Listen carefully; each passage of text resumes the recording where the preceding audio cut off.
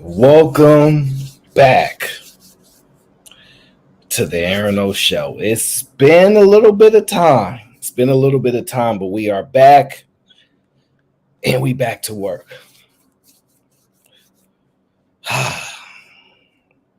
Man, these weekends are jam-packed. But we gonna do what we do. I'm excited. We're very close to narrowing down the king of This Is Fight Club. I like when I create concepts in my head and I get to put them out and watch it happen in real time. So I'm excited about that. The polling will be figured out real soon, and the rest will be revealed. I can't let you guys get no inside details. All right. Every time you come on the show, y'all like, hey, tell us another secret. Tell us what else gonna happen. Nope. I'm not giving it away just yet. I gotta keep everybody guessing and waiting. Cause I know y'all assuming y'all know what's gonna happen, but y'all don't know. Y'all got some ideas, but it's usually not gonna be what you think, all right?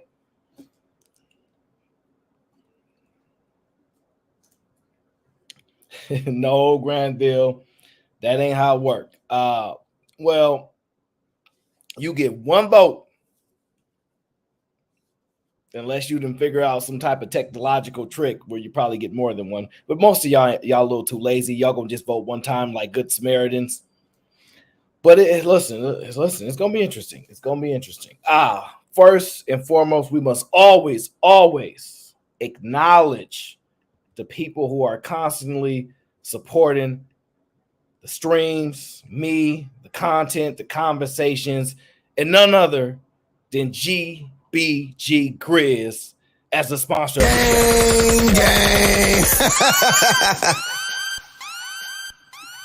show. Shout out to Grizz. Grizz did a little quarterback snuck in for the victory over Gore last show. Grizz are bad shakers. He don't like bad chasers. Don't like tying. Somebody got to win. So that's what it come down to. But shout out to Grizz. We're gonna get into it. I haven't streamed. I haven't streamed myself for almost about a week or so. I missed last Saturday. Saturdays are my show days that I enjoy. Everything else is arbitrary. Eat Man show on Thursdays have been going pretty well. I think he's elevating every show. I think he's engaging.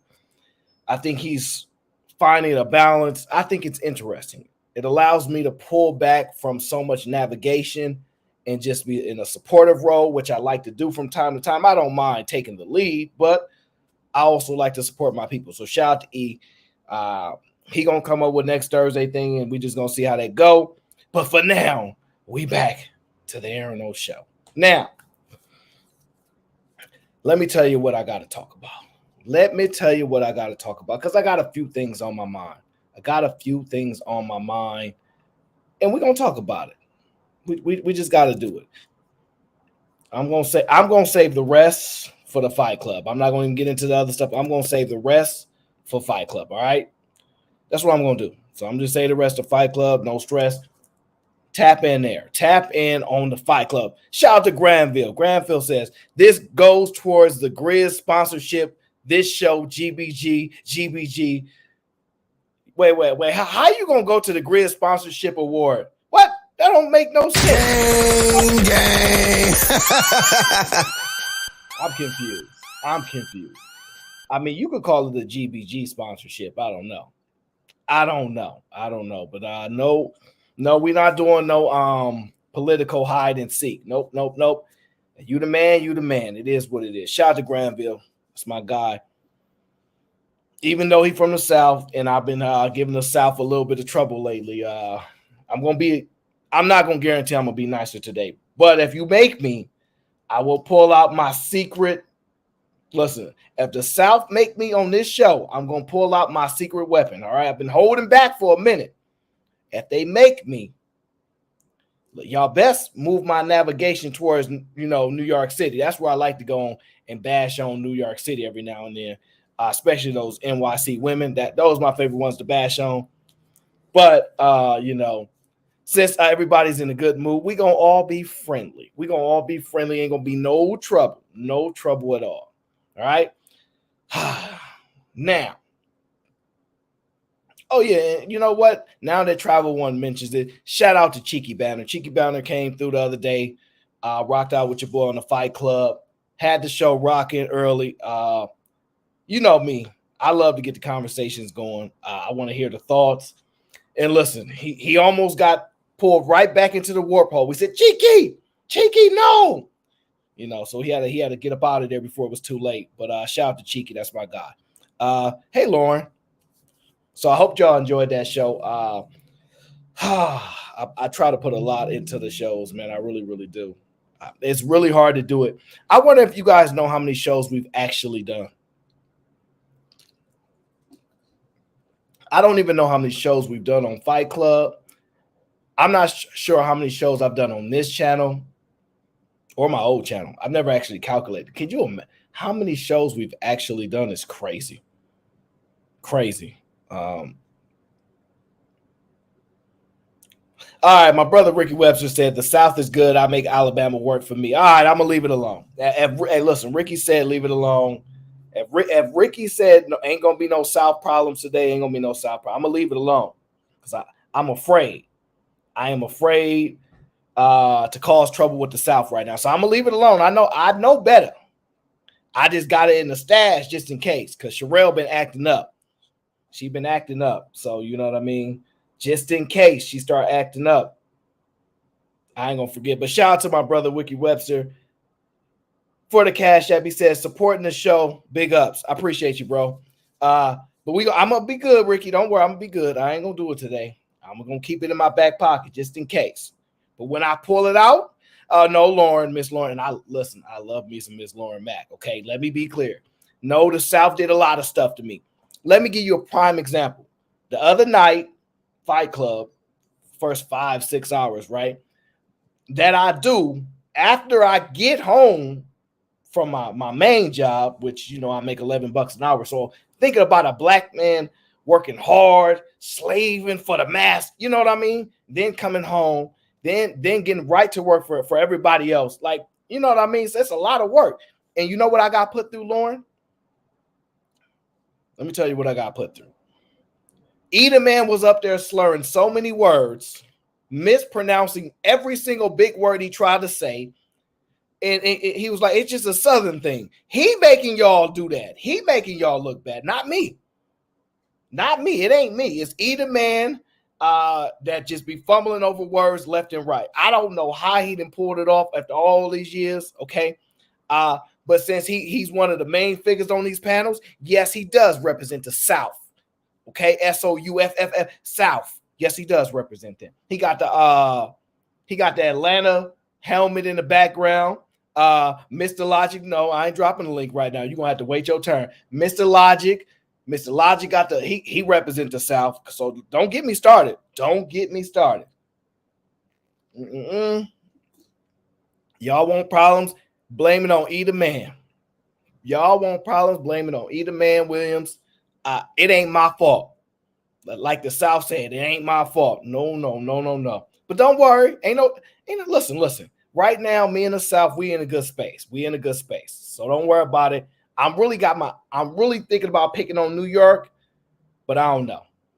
But listen, just in case the South forgot, don't start nothing. Won't be nothing. I think we need to move Lonzo. That ain't no problem. Huh? That ain't no problem. Well,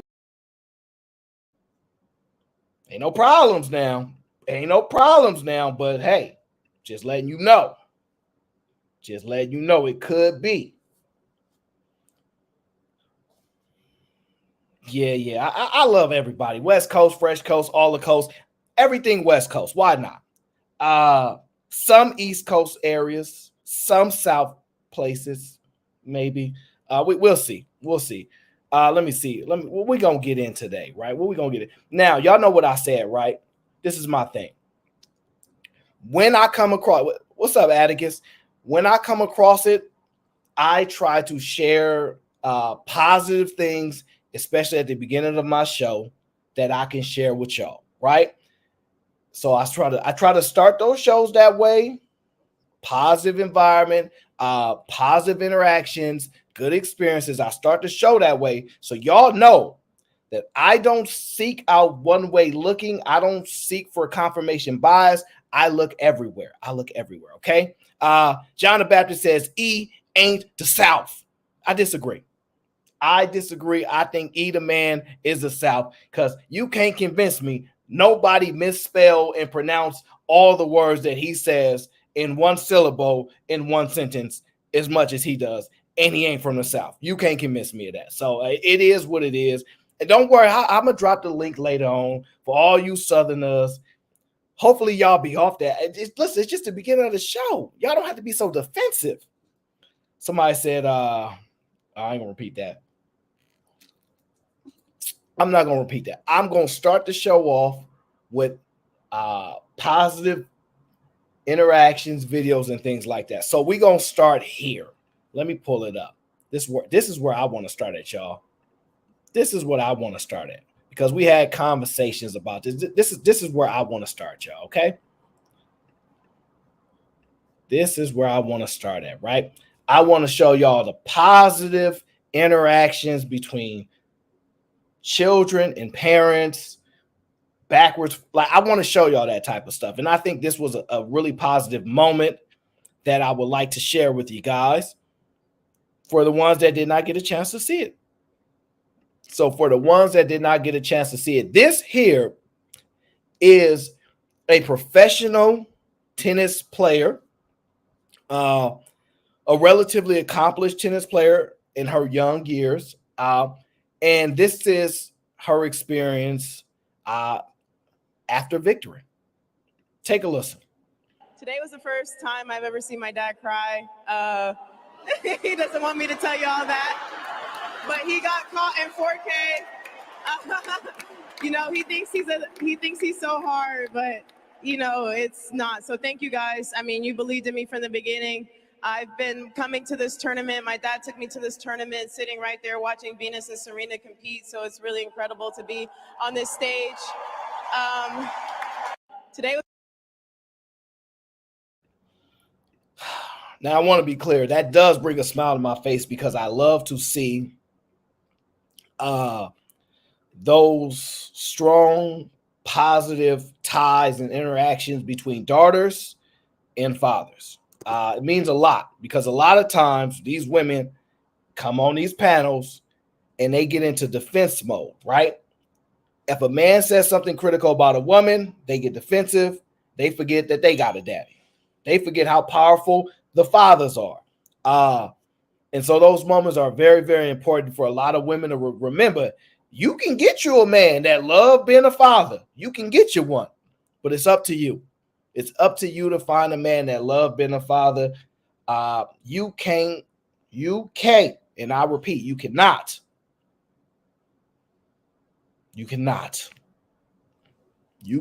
take away the power that father has with his children. You can't. I'm just going to tell you that. It's all over the children's life. All over the children's life, whether it's on their face, whether it's in their heart, whether it's in their actions, it's all over them. It's all over them. I was going to cover something else briefly, but I'm kind of pushing it back, because I don't know if I really want to talk about it, because it's a little somewhat controversial. But man, I'm telling you, gentlemen, let me say this. Let me just say this, gentlemen. Get you an Olympic athlete. Get you these women that are in track and field and gymnastics, okay? Track, field, gymnastics. Get you those women, okay? Stay away from the other ones that want to play in the WNBA. Stay away from the chicks that want to play in the WNBA. Get you the ones that want to run, jump, gymnastics, because they get their body go. Get you one of them guys. You see her in college, you see her in high school winning awards. Get you one of them.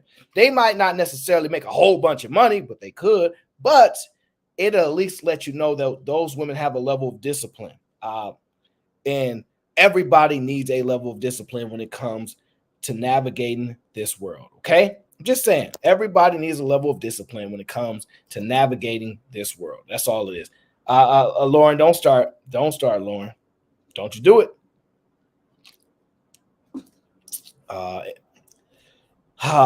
One more interaction. One more interaction I'm going to share with you guys.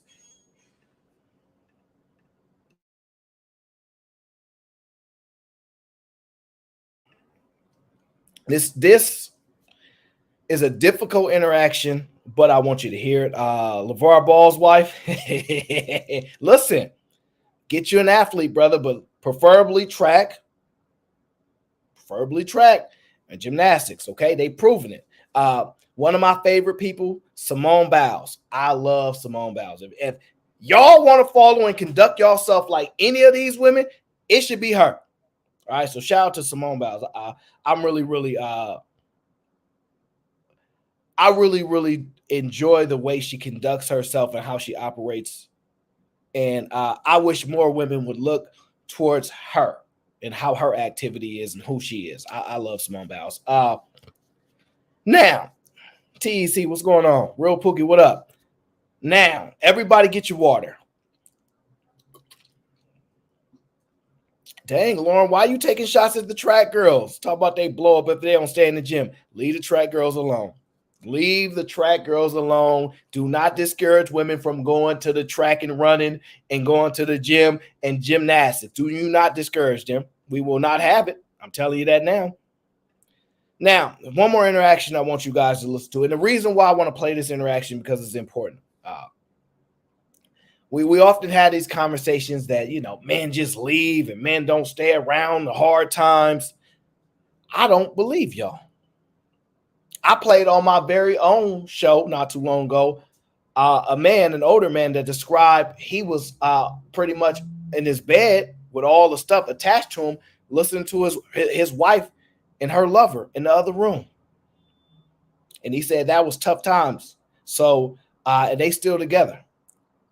So I just don't necessarily enjoy the fact that we believe that men just disappear. Oh, they don't stay. I don't like that. So I want you to listen to this interaction here.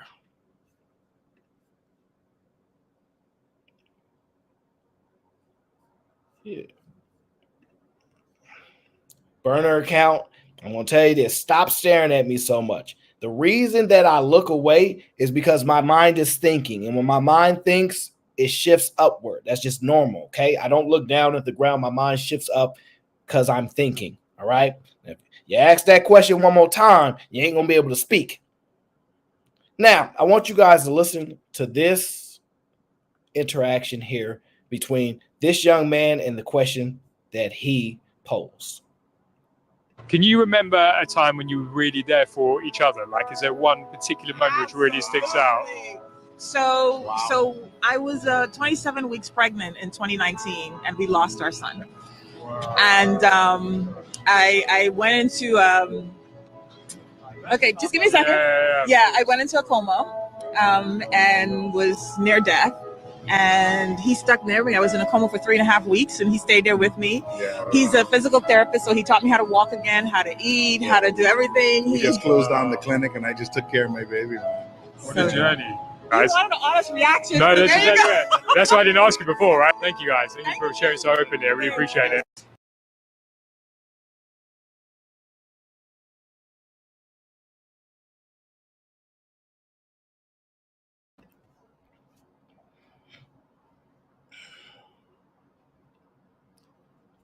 There's a lot of good men out there.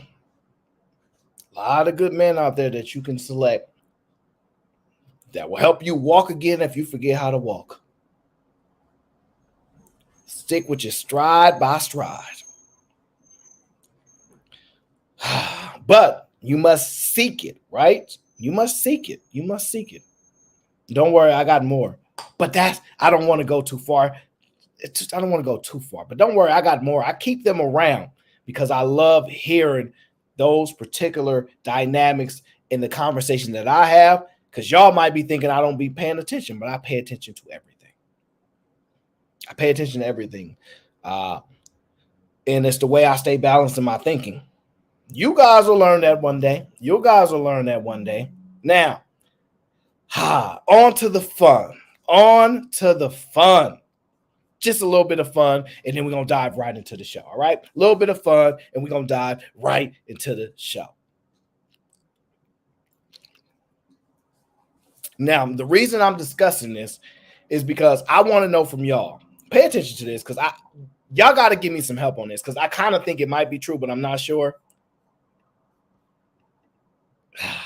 All right, here we go.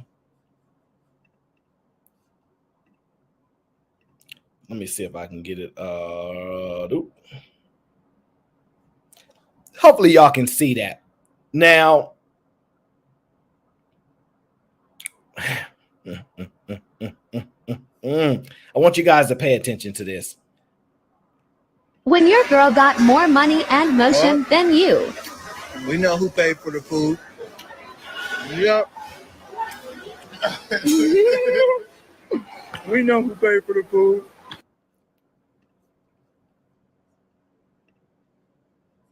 Now, is that the body language of a guy that's getting taken care of? You know, when a man is behind his woman when they in line and he wrap his arms around her from the back to kind of nurture her, like, you know, thank you so much. Is that the body language of we know who paying for the food? Is that an accurate depiction right there? I'm just wondering, because I'm not sure. But it is interesting because my body kind of goes, kind of look like that.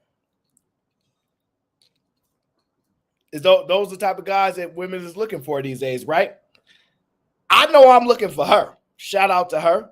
She got her shorts on too, got her sandals on. She rolled up out of bed, said, we getting something to eat. Don't worry, I got you. Ain't nothing wrong with a woman that's willing to do what she got to do for her man. And y'all not about to shame no woman for doing what she got to do for her man. I ain't going to let y'all shame her. I'm not going to let you shame her. Thank you for all the women that do what they got to do for their man. Thank you. You'll have women out here thinking that they don't do nothing. And the man just like, here's everything. Take my wallet. Take all my hard work. I don't want nothing. These women be coming up here talking about, yeah, I don't have to do anything. They just send me $10,000. I don't have to do anything. I just have a conversation, and then they send us $20,000. And then women up here like, yeah, that's right. You should just be giving me money because you get my time and energy. And the rest of us guys like, she lying. She's lying. You know, guys sending her that kind of money, and y'all believe it. So y'all go ahead and try. If y'all can think y'all get y'all $5,000, $10,000 by texting a man back and forth. Because if that was the solution for women, man, we wouldn't be having none of these conversations.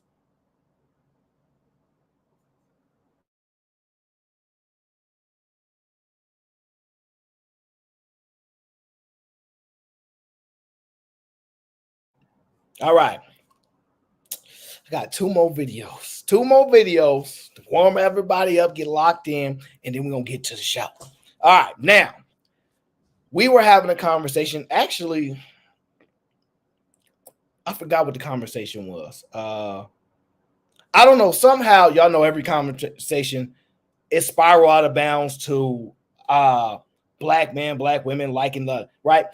When women like, okay, that's what it was. My apologies. T.O., right? Terrell Owens was talking about his experience growing up being scrawny, skinny, and women bypassing him because he was dark skinned, et cetera, right? That's his experience. And some women denied his experience, which is not uncommon because women do that all the time to men. And they get mad if you do that to them, but they'll do it to you, right? And T.O.'s just telling you, yeah, this is what happened to me. And they like, that's a lie. You were just of course, they're going to call you a nerd and a lame if you don't appeal to what they like, right? Now, we was talking about it, and these women swear up and down, we love black men, right? But they had a whole bunch of negotiations, right? So also on the panel, we had a lady that was from Jordan. No, she lived in Jordan. She was a very strong believer, okay? And within that process, this is what happened. She said the men The men are the leaders. We do as they say. We follow them, yada, yada, right? And so, you know me, when women go off the line like that, I go and challenge them. I say, well, the man said this, so go and do this. And they go, well, we only submissive to our husband and blah, blah, blah, blah, blah, blah, blah. So it's all a bunch of BS, right? This is what men think, ladies, and gentlemen. Y'all hold me down in the chat because a lot of times women be thinking I'm off. They be thinking I'm off. They be thinking I'm off. So I challenge y'all, gentlemen, is it true that when you hear these women say, I love black men, when you hear women say, I love black men, isn't it true that just by them saying we love black men, this is the experience you expect to have, right? Don't overthink it. Gentlemen, just let me know if this is the experience you expect to have when you hear women say, I love black men. You tell me, all right? Here we go. There we go. You like black guys? I do. What you like about black guys? I just like him. I don't know. You just like them? Yeah. Doing other stuff. On YouTube? Yeah. I'm sorry. Hey, I ain't gonna lie, bro. So they said they like black guys, bro. You trying to raise up right quick, bro? What type of black guys you into? All of them. All of them? All of them. I'm black. I mean, I could tell. You can tell. What's your name? Laura. Laura, my name's Jeffrey. Jeffrey Beasley. Nice to meet you. Can I have your number? Sure. I don't have my phone with me, so you gotta take my number. Yeah. You like black guys? I do. Now, gentlemen, y'all tell me if y'all agree with that interaction. When you hear a woman say, I love black guys, you walk up and say, hi, I'm a black guy. Nice to meet you. Give you your name. Let me get your number. Sure. Right? Instead of, I like black guys, but, and this and that. Whoa. You like black guys, right? When y'all say y'all like black guys, that is the experience we default to. Oh, y'all like black guys? We walk up. We ain't got to dance. We ain't got to act like no clown, make y'all laugh. None of that BS that y'all be requiring. You know what I mean? You need to make me laugh. You know, all this BS crap. No. If you like black guys, the interactions should go like that. You like black guys? I love black guys. What kind of black guys? All black guys. Random black guy pop up. Oh, hi. She said, bro, she said she like black guys. Riz up. No problem. Hi. My name is Jonathan. What's your name? Yeah, let me get your number. Sure. That's how it's supposed to go. Maybe I'm wrong, but I'm going to just be honest with you. That's what we think is supposed to happen when we hear women screaming that they love black men. Not that we need to pull up in the Lambo, you know, bumping that young G. Like, we ain't expecting that just to try to get the social media because y'all don't want to give y'all phone number out. She went straight to, yes, you may have my phone number. And no, you ain't got to have my social media. I'm just saying that is within the levels of expectation that when y'all say y'all love black men, this is what our mind defaults to. In our mind, we thinking, dang, that's how it should be. But we know that that's not how it's going to be. It is what it is. I just want you guys to experience in real time of how we experience y'all when y'all say y'all like black men and we go, it is what it is, okay? And I dare you, and ladies, I double dog dare y'all to try the same thing, all right? Man say, I love black women. Walk up to a black man and say, can I have your number? I guarantee you that black man gives you his number. So don't argue the both way crap. Don't do it.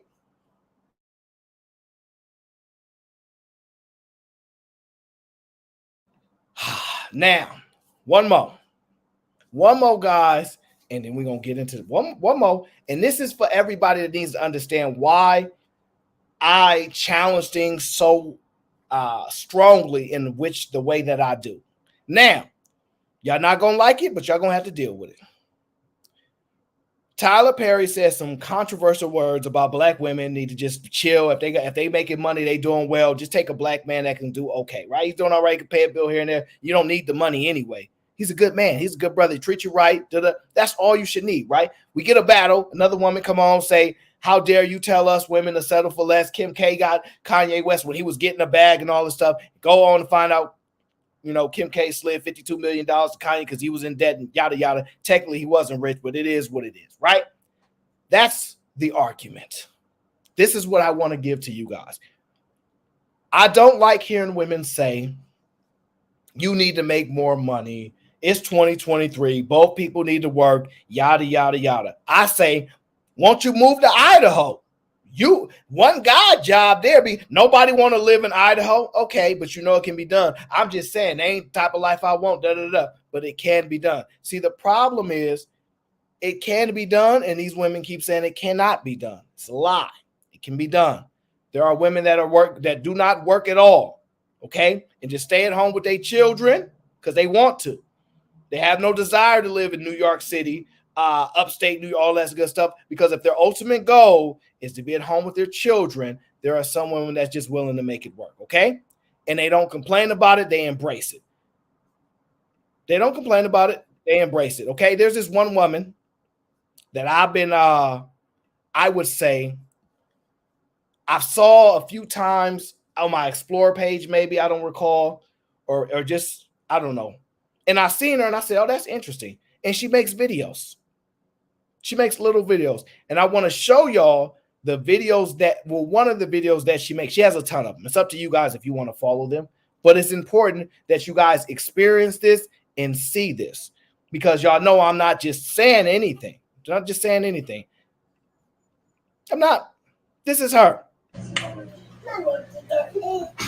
Now, for you guys that cannot see what the screen says, first of all, let me be clear. I'm going to drop you the link, right, to her Instagram.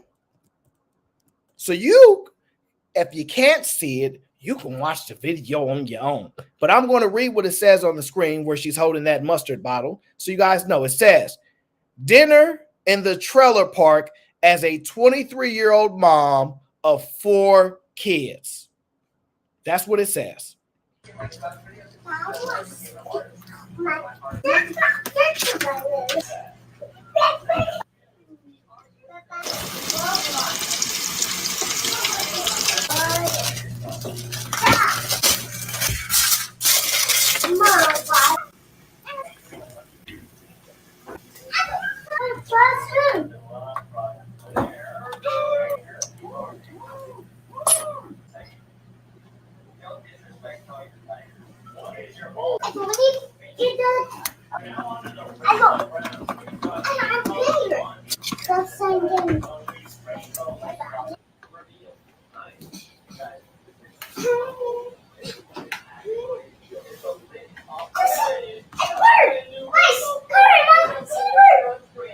You see a bird? Yeah, I see it. Good. I see a bird. It's so cute. It's so cute? Yeah. Wow, what's this, Mama? Thank you. Thank you. Thank you. Now, all of those 4 kids says, thank you, Mama. All those 4 kids, thank you, Mama. Now, she has 4 kids, Lauren, 4 of them. She lives in the trailer park. She's a stay-at-home mom. She wants to be at home with her children. She don't complain. She cook every single day.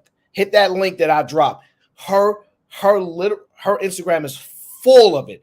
Every single video you have is her making food and taking care of her children.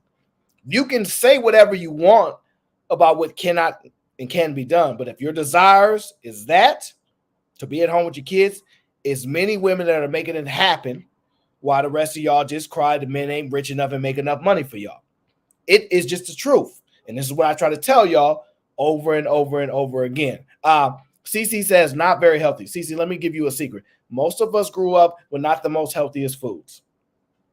Matter of fact, most of the people in the chat still going to eat what they want to eat as an adult. Never mind what their parents gave them. So, yes, when you become an adult and you fend for yourself, you may feed yourself. You can go vegan. My guy JB went vegan. You can go vegan if you want to. It's no problem. Shout out to my guy DDG. All right. You know, he's with Haley, and he went to like 2 different stores to get her some vegan food. You know, he had to get certain ingredients because she's vegan. So when you get older, you make those decisions if you want. That's not the point. The point of it is it can be done. Y'all don't want it done. Y'all want to do things your way because y'all the real leaders. But at the end of the day, y'all don't believe me. Just go on YouTube, type in Dave Ramsey. Listen to a show. You're going to hear a woman call in and say, me and my husband, yes, I'm a stay-at-home mom. We got 3 kids. He makes $37,000 a year, yada, yada, over and over and over and over again. Because their prime desire is Halle Berry. Aaron, I don't care if it's Holly. I think it's Haley, but whatever. Say Holly. Who cares? I don't know her. She don't know me. I take that back. She definitely know me. I'm kidding. I kid. But shout out to him because I actually like her. I think she's cool. The Little Mermaid, that's other controversial stuff. I'm not doing that right now. I'm not getting into that controversial stuff right now. Okay. Now, it is time to get to the show. All right. It's time to get to the show. Now, these are tough things to balance. See, when I was growing up, grandparents, grandmothers, because I got grandmother, big mom, all that, they were pretty strict people. They didn't play no games. Don't you play no games? They did not play games.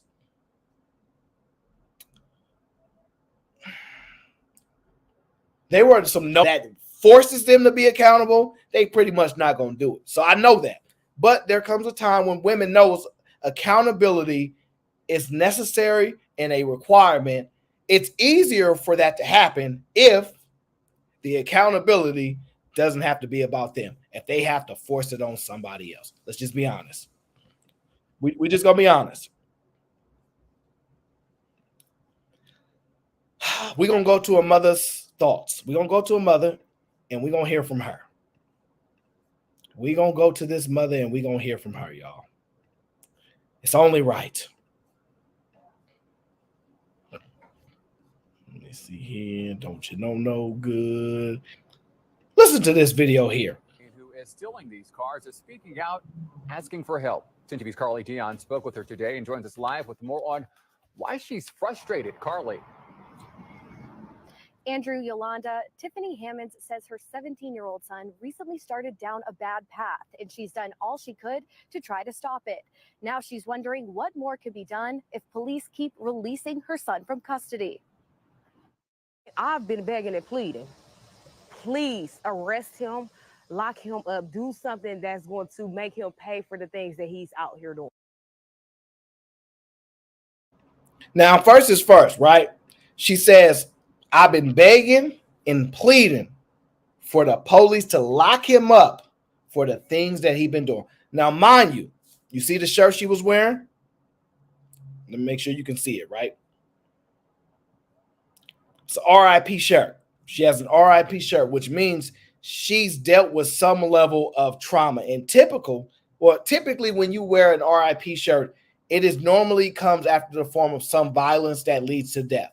It's just my experience. It's not always the case, but typically when you're wearing those shirts, it's usually an outcome that happened from something that was violent that led to someone's death.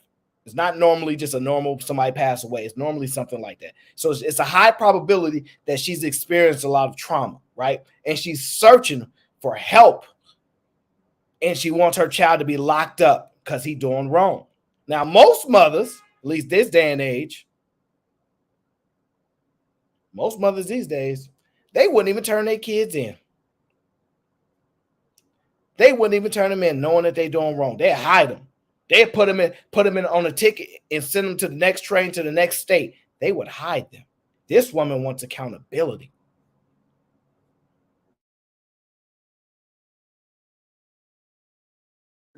Tiffany Hammonds says her 17-year-old son has been caught stealing cars multiple times by police, and he's driving without a license. She feels not enough is being done to stop him. I've done almost everything I could, and it's turning him against me. He's going the opposite way and doing what he loves to do, and which is turning to the streets.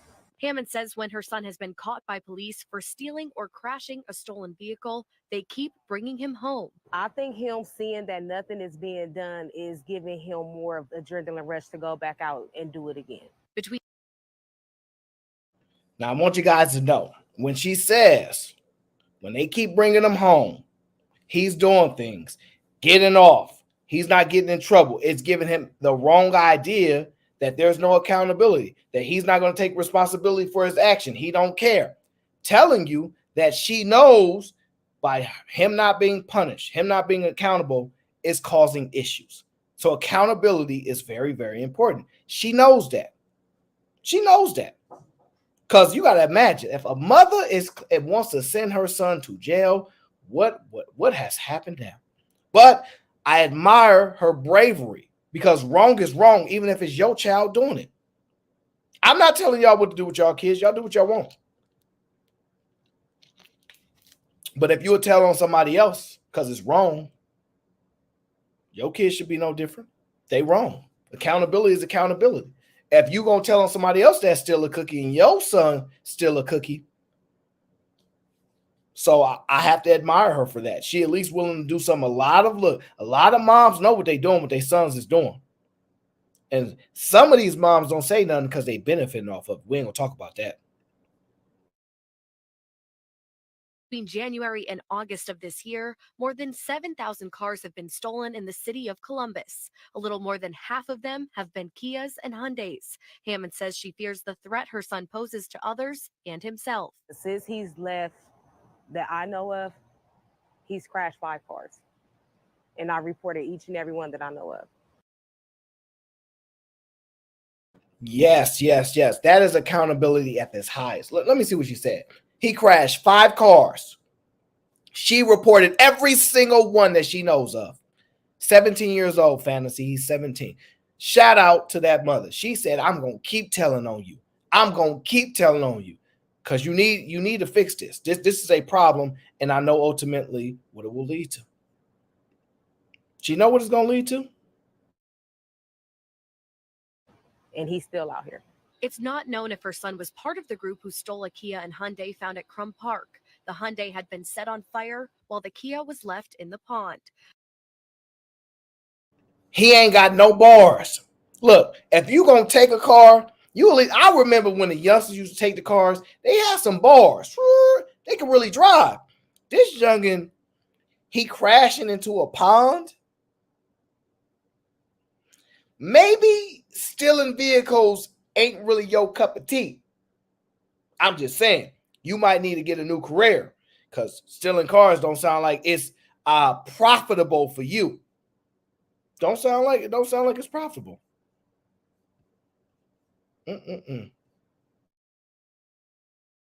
About 4 hours later, officers say after a 911 call, they found a group of teens inside a car near the 700 block of Thurman Avenue.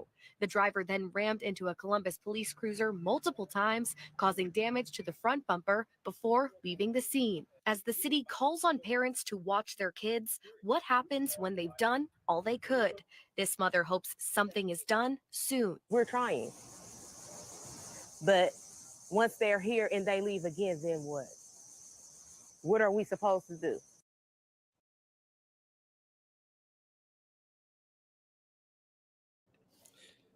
It's very bad when a mother can get the actual news reporters to come have a conversation about stuff not being done.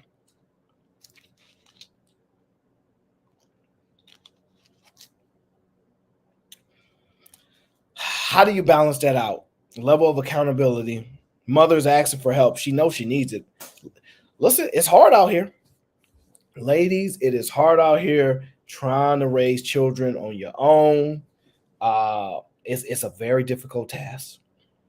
And it got to be bad when a mom willing to turn her baby in. We all know how mothers feel about their babies. They spoil them. They spoil them. They absolutely have to spoil them. So it is what it is. But I wanted to make sure we highlight there are mothers out there that are trying to do the right thing, even if they don't have all the tools necessary to do what they have to do. Okay, it is what it is. It is a good thing to see a level of accountability that these mothers are trying to enforce instead of supplying the life and shielding the life that these kids run into at some point, right? Now, I want to get into this next conversation. You know, we've had a lot of conversation on these YouTube streets.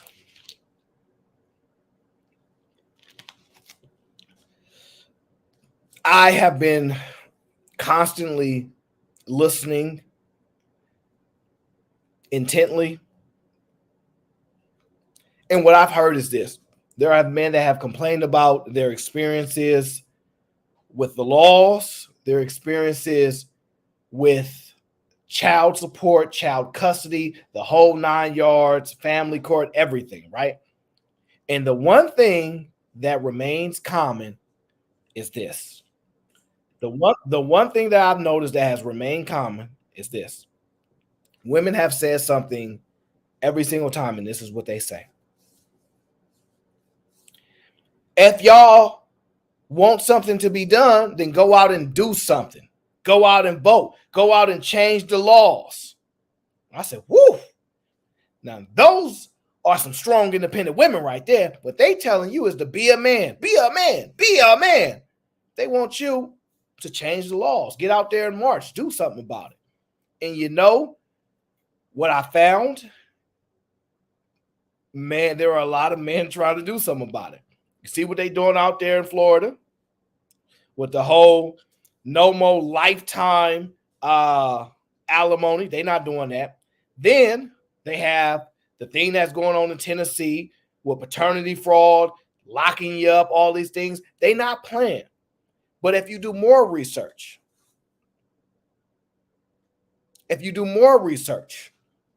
what you'll find is that there are more men than you ever thought working and trying their best to get this movement going and actually trying to make changes that y'all requested. And the thing that throws me off is this. What does a woman do? Does a woman support the men that are trying to get things fixed and updated, or do they sit idly by and watch? That's the thing that comes to mind. Do they support it, or do they sit back and idly watch the men try to fight for those rights, fight for these laws, certain things to change, or do they sit back with a man and go, I can't turn my back on the women, even though I got me a man? It's really interesting to watch that dynamic play out. But we're going to pay attention.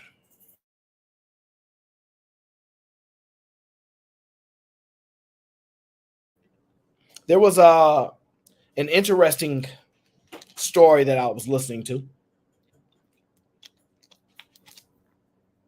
And I thought that you guys would be interested in hearing it. Who said I sound Filipino? Atticus. Oh, Atticus, you lucky I'm in a good space right now, Atticus. Otherwise, your comments would be deleted because you wouldn't be able to speak. But it might be true. I might sound a little Filipino, so I can't even be mad at you. Listen to this story here. There is a law called Time Taken Back Law, which I find to be interesting, right? Time Taken Back Law is a very interesting thing. I want you guys to listen to it because these are the men that are fighting. These are them. Getting back lost time with their children thanks to a new law. But what does lost time mean? Some Texas fathers are helping us understand. Here's the story. Through about 12 years of family court, 43 plus false allegations. Robert Garza says his ex-wife used false accusations to keep their children away from him. Then in March this year, he testified in front of the Texas Senate as a dad and as a parental rights advocate. I chose to come out with a bill called Time Taken, Time Back. It was in the Texas Senate, and it was SB 718. This Texas law by Senator Angela Paxton will give non-custodial parents back lost time with their children, the same amount of time wrongfully taken away in divorce court orders. The other thing that it does is it disincentivizes the person making a false allegation in the first place. It could be a silver lining for many divorced Texas fathers fighting to stay in their kids' lives. Some say they're experiencing parental alienation, which according to the National Center for State Courts, is when one parent intentionally displays to a child unjustified negativity aimed at the other parent. Now, guys, I have to express to you. Never in my life have I ever heard of unjustified negativity expressed. However, I am thoroughly intrigued, slightly entertained, because it's kind of like when you start talking about verbal abuse, physical abuse. Like we understand the physical, but now the science is saying verbal's just as bad. Well, if you are putting children through some experiences about negative things about the other parent, especially if it ain't true, you gonna get in trouble. You gonna get in trouble. I have no contact with my sons at all. I don't know their status. I don't hear from them. I actually didn't even know where my sons lived. Dad of two, Jeff Younger's custody case has been under national spotlight. He says his ex-wife has been transitioning his then 8, now 11-year-old son James into a girl. He says earlier this. You know, I probably should have watched this video before I played it. Okay. Yeah, that's a tough one to deal with. If your other partner or your ex is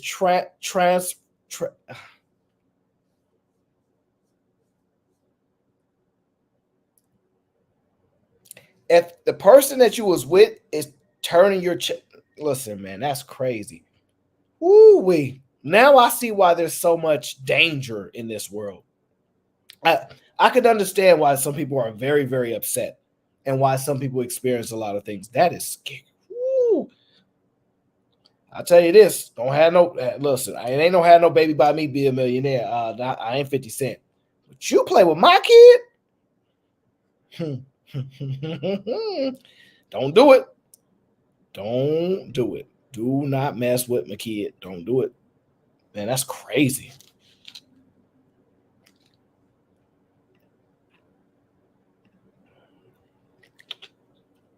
That is insane. This year, a Texas judge let her move to California with his sons. Stripped me of all notification requirements. I'm never notified of any medical, education, or anything. It's right after California began its new sanctuary law to allow parents from restrictive states to flee there and transition their children legally. My ex-wife is currently enjoined from doing any kind of hormone treatments or surgeries on my son because Texas is a state which does not allow affirming surgeries. California will never repatriate my sons to Texas. Joseph Villarreal says his ex-wife filed restraining orders against him with false allegations. He just wants to see his son again. It's been 3 years. I've heard his voice 3 times. I've seen a picture of him twice. These Texas fathers are standing behind a nationwide parental rights movement. Advocate Jeffrey Morgan says in many cases, family courts are not putting children's best interests at heart. It's the best place for the children is to be reared with both parents together in the same home. They need both parents. I came from a broken household. I had no business being around my father whenever I was a kid. As a grown man now, I can see the impact that it had on me. Morgan also says divorce hurts a child's overall well-being and future. Who's more likely to join a gang? Who's more likely to drop out of school? Who's more likely to never even hit college or the ladder of success? These are children of divorce or children that come into being out of never formed families. The law will take effect September 2023. Parents across the state hope it can shed light on their fight against false allegations and parental alienation. NTD News, Texas.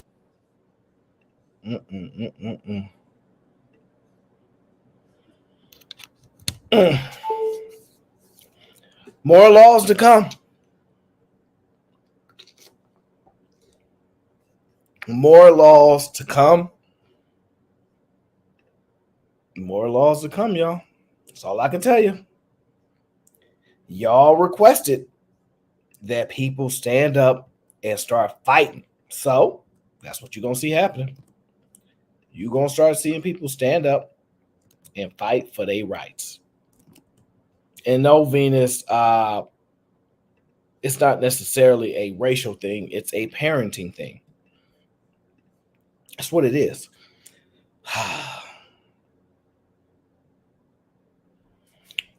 You know me, I keep close track of this stuff. I be paying attention to all these laws. I'll be like, dang, they doing that. They passed that. Whew. Man, these guys be moving faster than y'all know. And here's the thing. Some guys more powerful than other guys. Some guys are more powerful than other guys. They can get things done. So y'all listen. This what y'all requested. This what y'all gonna get. Who's that in the back? Nope, can't see you. I'm not letting you on the panel. Nope. Nope. I'm not falling for these tricks today. I don't trust you. Nope. You ain't gonna get me. You ain't gonna get me. Not today. Let me see here. Just Dark Lake Revive says it's because modern black women don't love black men. They love monetary prospects a black man can provide. Nothing wrong with that. Don't lie is my point. Dark Lake Revived. Oh man, I don't know. I don't know if that's a darn, he showed his face. John the Baptist says, hey Aaron, this is why I say progressive has not proven to be great in all areas of life. I don't disagree.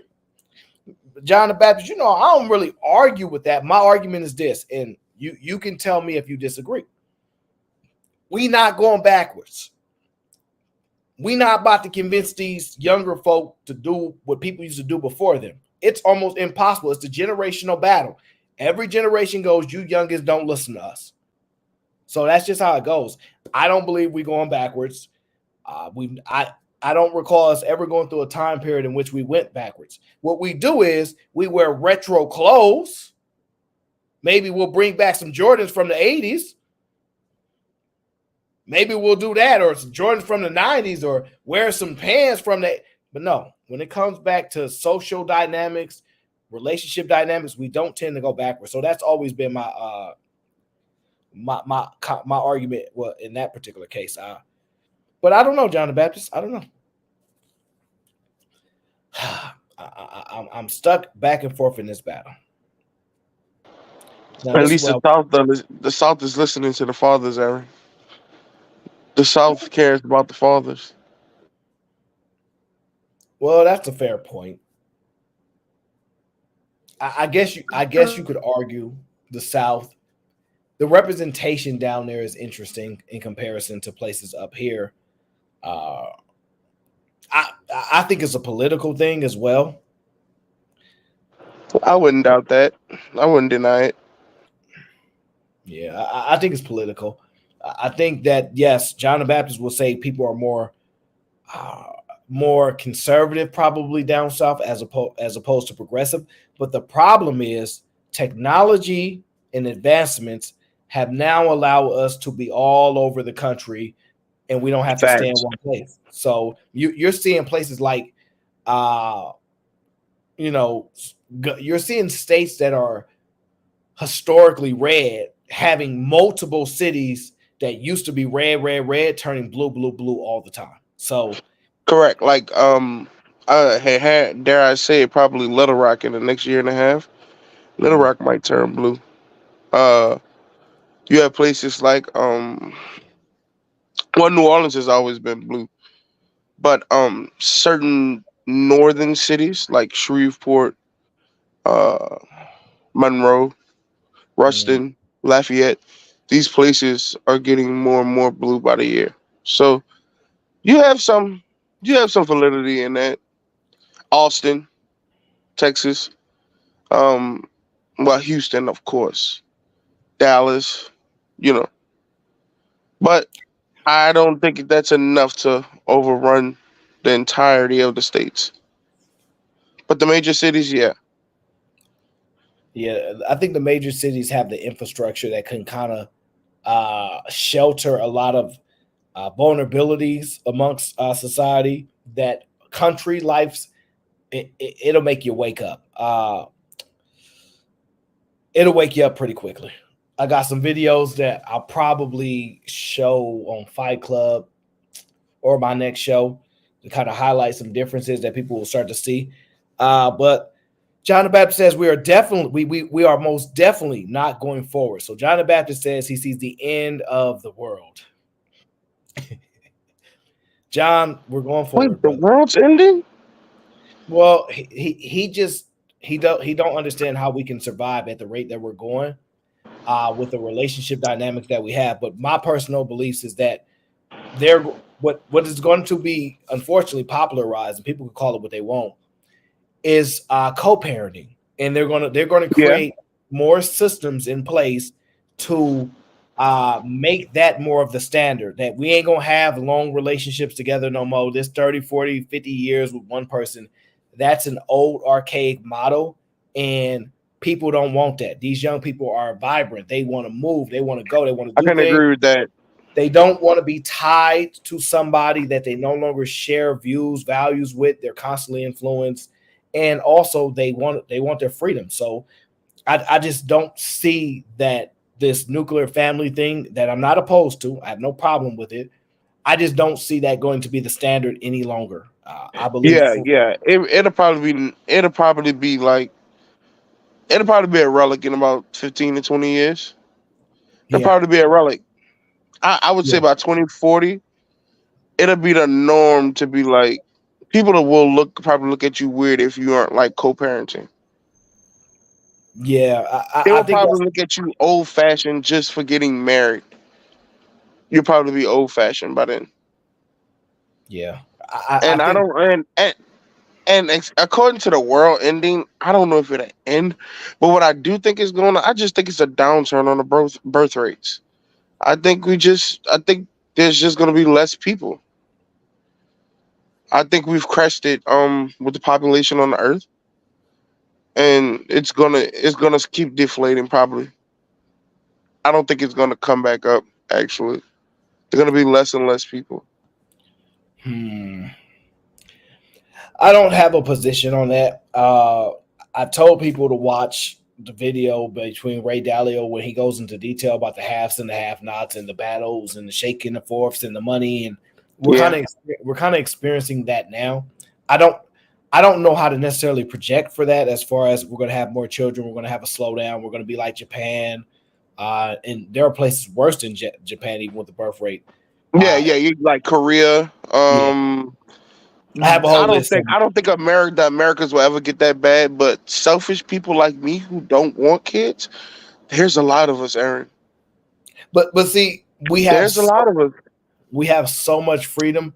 Your selfishness can change in a matter of months. Like I kid you not, there are men who don't have kids until they were in their late 40s and 50s because they changed. Oh my God, no, Jesus, Aaron.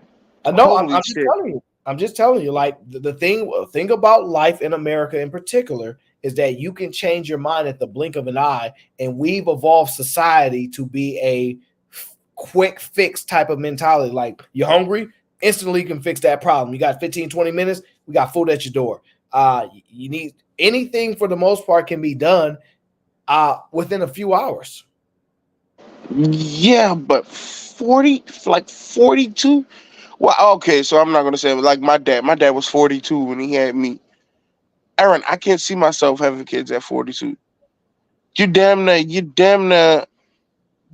got 30 years left on the planet, maybe 40 at that. I think you look at it. Oh, you can't run around. You can't run behind kids at 40. Yeah, I think you look my at cutoff age is probably like 35, 36. If it doesn't happen by then, I think that's it. That's a wrap. I think you need to spend more time around really productive people that are in their 50s. I think a lot of times, and this is what I try to tell people, young people don't do well at projecting older age. They think what they tell you on TV is reality, and it's not. Your body still works at 40 and 50. That's what my uncles tell me all the time. You still going to work, you still hustling, you Yeah. still grinding. Like you don't stop. It just don't work like how we think it does, because your hair turned gray. We automatically assume that because they can't run a 4.4 in the NFL combine, that the world will stop. One thing I want to caution you to pay attention to is, everywhere you go, society is run by older people. That's just what it is. No matter where you want to look at, older people run things. So your life, if you don't, like, your life has a trajectory option to go super, super bad north of 40, depending on how horrible your mistakes are. But you could fix it at 42 and go up, or you can just go all the way down to the basement and be homeless forever. But it's like life is a lot longer than we actually speak to. And a lot of times people don't realize you need to project. Like, I think about getting older. This is why I laugh. Oh, you got gray hairs. Yeah, I want them. I want gray hairs. I got you, John. I want gray hairs. I don't have a problem. I don't have a problem becoming old. Either man, he cut off all his hair. People laugh. I tell you, I'm going to cut all my hair off too. My hair start falling out. Oh, well, I embrace it because I try to do the exact opposite of what I've seen everybody else do that reject it, that try to run from it. So I just embrace it. And yeah, that's what my uncles tell me all the time. My uncles tell me I be overthinking it. I be overdoing it. Like 40, 45 is not an old age where you can't not have kids. Like, bro, you got until then. But they always tell me like 50, bro. They tell me like 50. If you don't make it to 50, they are like my uncles. We were just having this conversation last week at the situation I had going on. And we were talking about like children and stuff and life and stuff. And they were just asking these questions. And they more likely were on a line of like, 45 isn't that old, but once you make it to like 50, you may want to consider not doing it because you'll be transitioning in about 10 years to a new pasture of life called retirement. So, but I don't even see myself ever retiring though. I really can't see myself stop. I don't see myself stopping at no point in time. Do you think you do well with projecting 10 years down the road? Financially wise, yeah. Nope. Life wise, not financially. No, life wise, Aaron, no, I don't. See, it's easy to project financially because you can get a paycheck, you can get some money coming in, and it becomes ultimately habits and math. And for a man, that's a simple thing to do if you just have simple knowledge. We can easily applying vision, experience, navigation to life is where most people struggle at. Like I know where I want to be by 45. It's just mapping the day-to-day, the groundwork. That's really hard. It's really hard, and I'm still working at it. So I go to my uncles a lot. I go to my dad a lot. I even sometimes go to my older cousins, And then I have like Thanos on here. I have O. You know what I'm saying? I may even run a question by you. But that day-to-day mapping, laying that foundation to walk, so it gets rough for me sometimes, So I just reach out and I ask, like, where can I go? What can I do? How would you do this? So yeah, I have to work on actually laying, and I see it, but it's just laying the foundation groundwork and actually building the road. Okay. And of course, I am kind of lazy, but that's something I have to work on also. Yes. Oh God, the toxic one is here. I was told to make sure we get Granville sponsorship up, so Granville will be officially the sponsor of the show. Officially. But the troubled, toxic man is here. I am a little worried because who's that? The toxic man. Oh, you'll find out. Toxic Motherfucking Mr. Chairman. How are you doing, Mr. Chairman? I just want to let you know, Toxic Inc. does not have a retirement package, Granville. So I'm just letting you know. Oh yeah, I know. I have to. That's why I was just telling Aaron. I don't see myself ever retiring. We don't match your 401k. We actually take it away. I know. Yeah. I know. So. I know. I learned that. After the first couple of months when I was looking for the matches, but that account was still sitting at zero. I kind of caught on. It's actually negative. We take money out of your account. Yeah. I got it. That's why I just go down to the office and get the paper checks, cash them at the quickies. You never get it like that, Black Don, who are you officially sponsored for the King of Fight Club? Because you ain't let nobody know yet. Well, honestly, I don't know.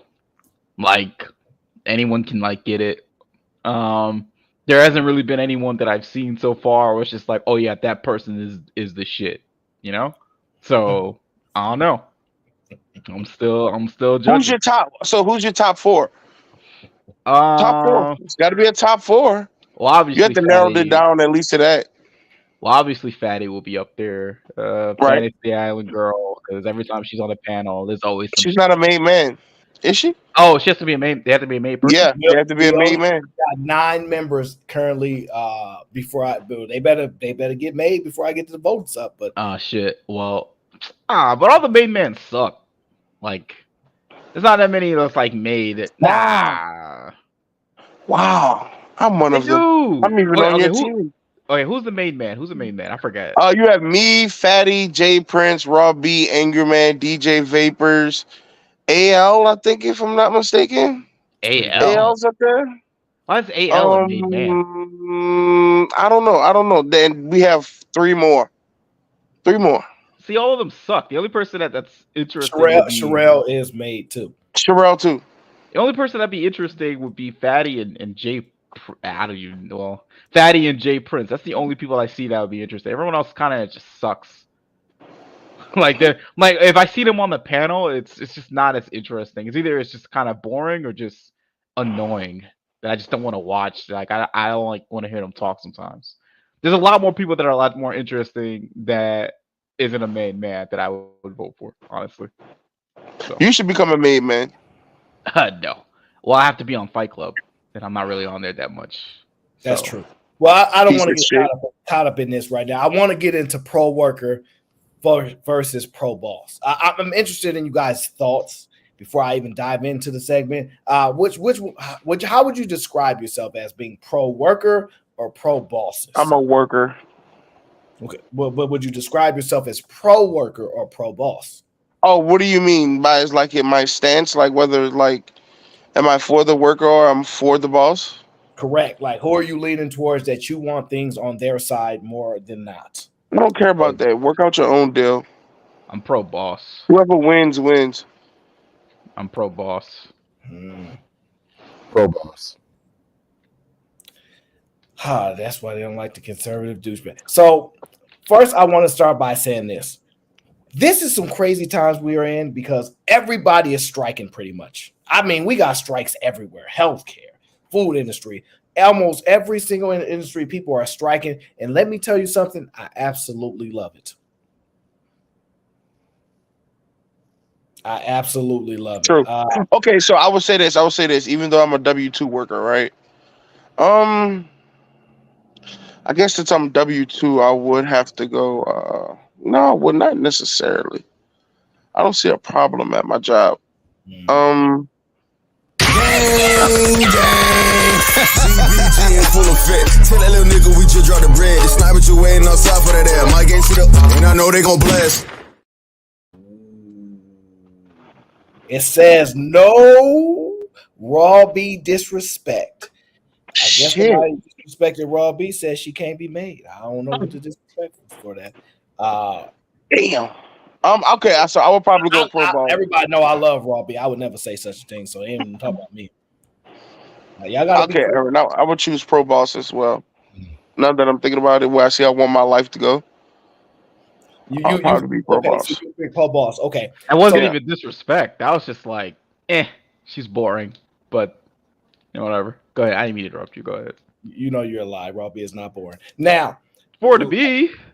Okay, so the thing is, I'm all for the strikes. I think that there's a strike in London, Sean. Sean said there's strikes in London too. I think it's happening everywhere. I think obviously, if you guys actually watch the video, I'll tell y'all to watch. You'll actually see the battle of the have and the have-nots. It's actually something that happens every bunch of years. They just have to fight because the money supply and what people are paying in, salaries and wages, it just doesn't fit.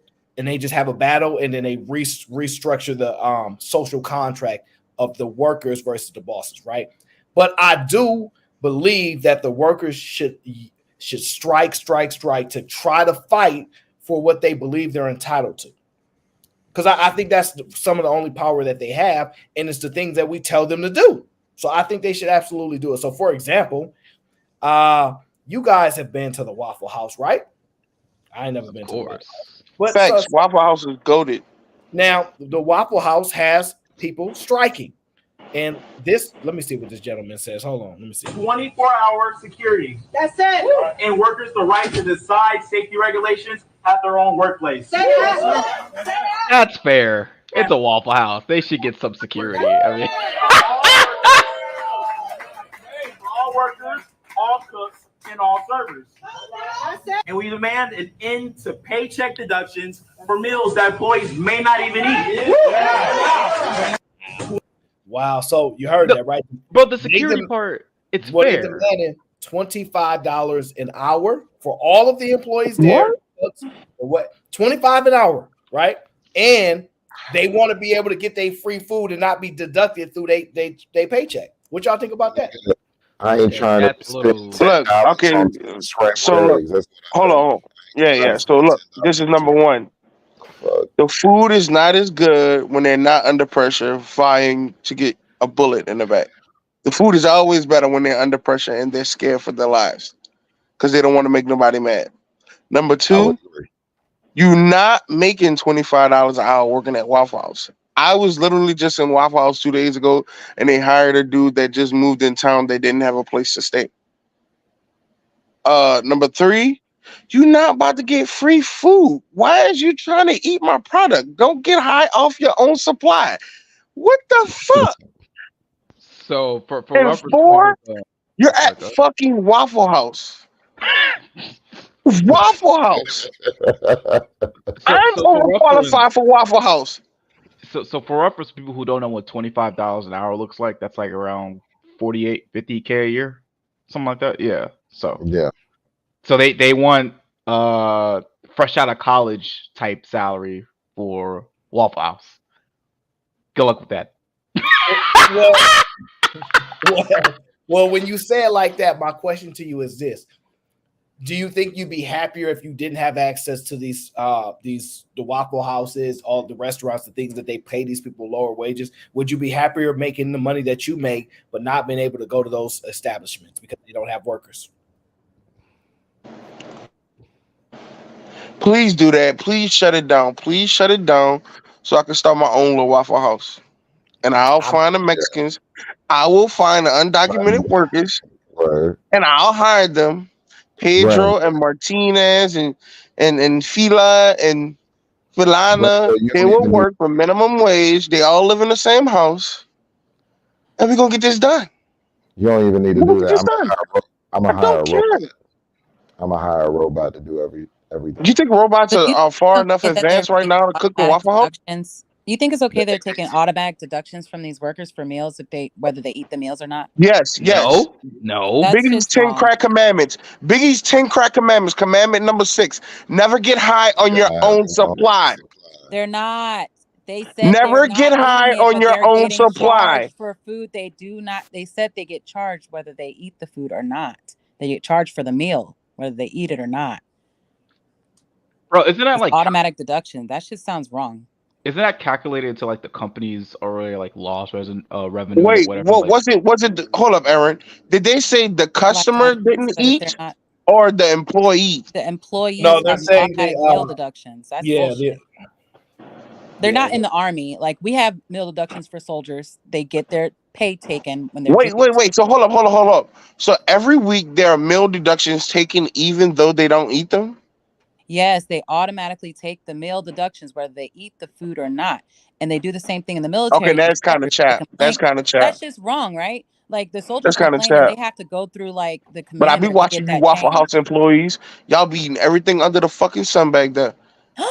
I've been in the motherfucking Waffle House 2 to 3 o'clock. Granville. I be in the Waffle House drunk like a motherfucker 2, 3 o'clock in the morning, and I be seeing y'all sitting in the little fucking corner eating the fucking food. Y'all take y'all shifts and shit while I'm fucked up in there eating my All Stars. You know what I'm saying? I be watching y'all, so they probably is eating them shits. Well, nah, you be going to Waffle House in the night. They're innocent. Time out. How you know about the? You from the city? Come on now. What part of the city you from? No, we're not having a reunion. Okay. Let me just ask him. Oh, Let me just ask him, man. What part of the city you from?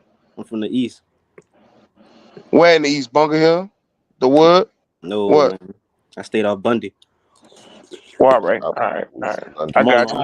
Let me get to John the Baptist. John the Baptist says, I support capitalism, but I am not fully a capitalist. In short, pro-boss. There's a lot of pro-bosses up here.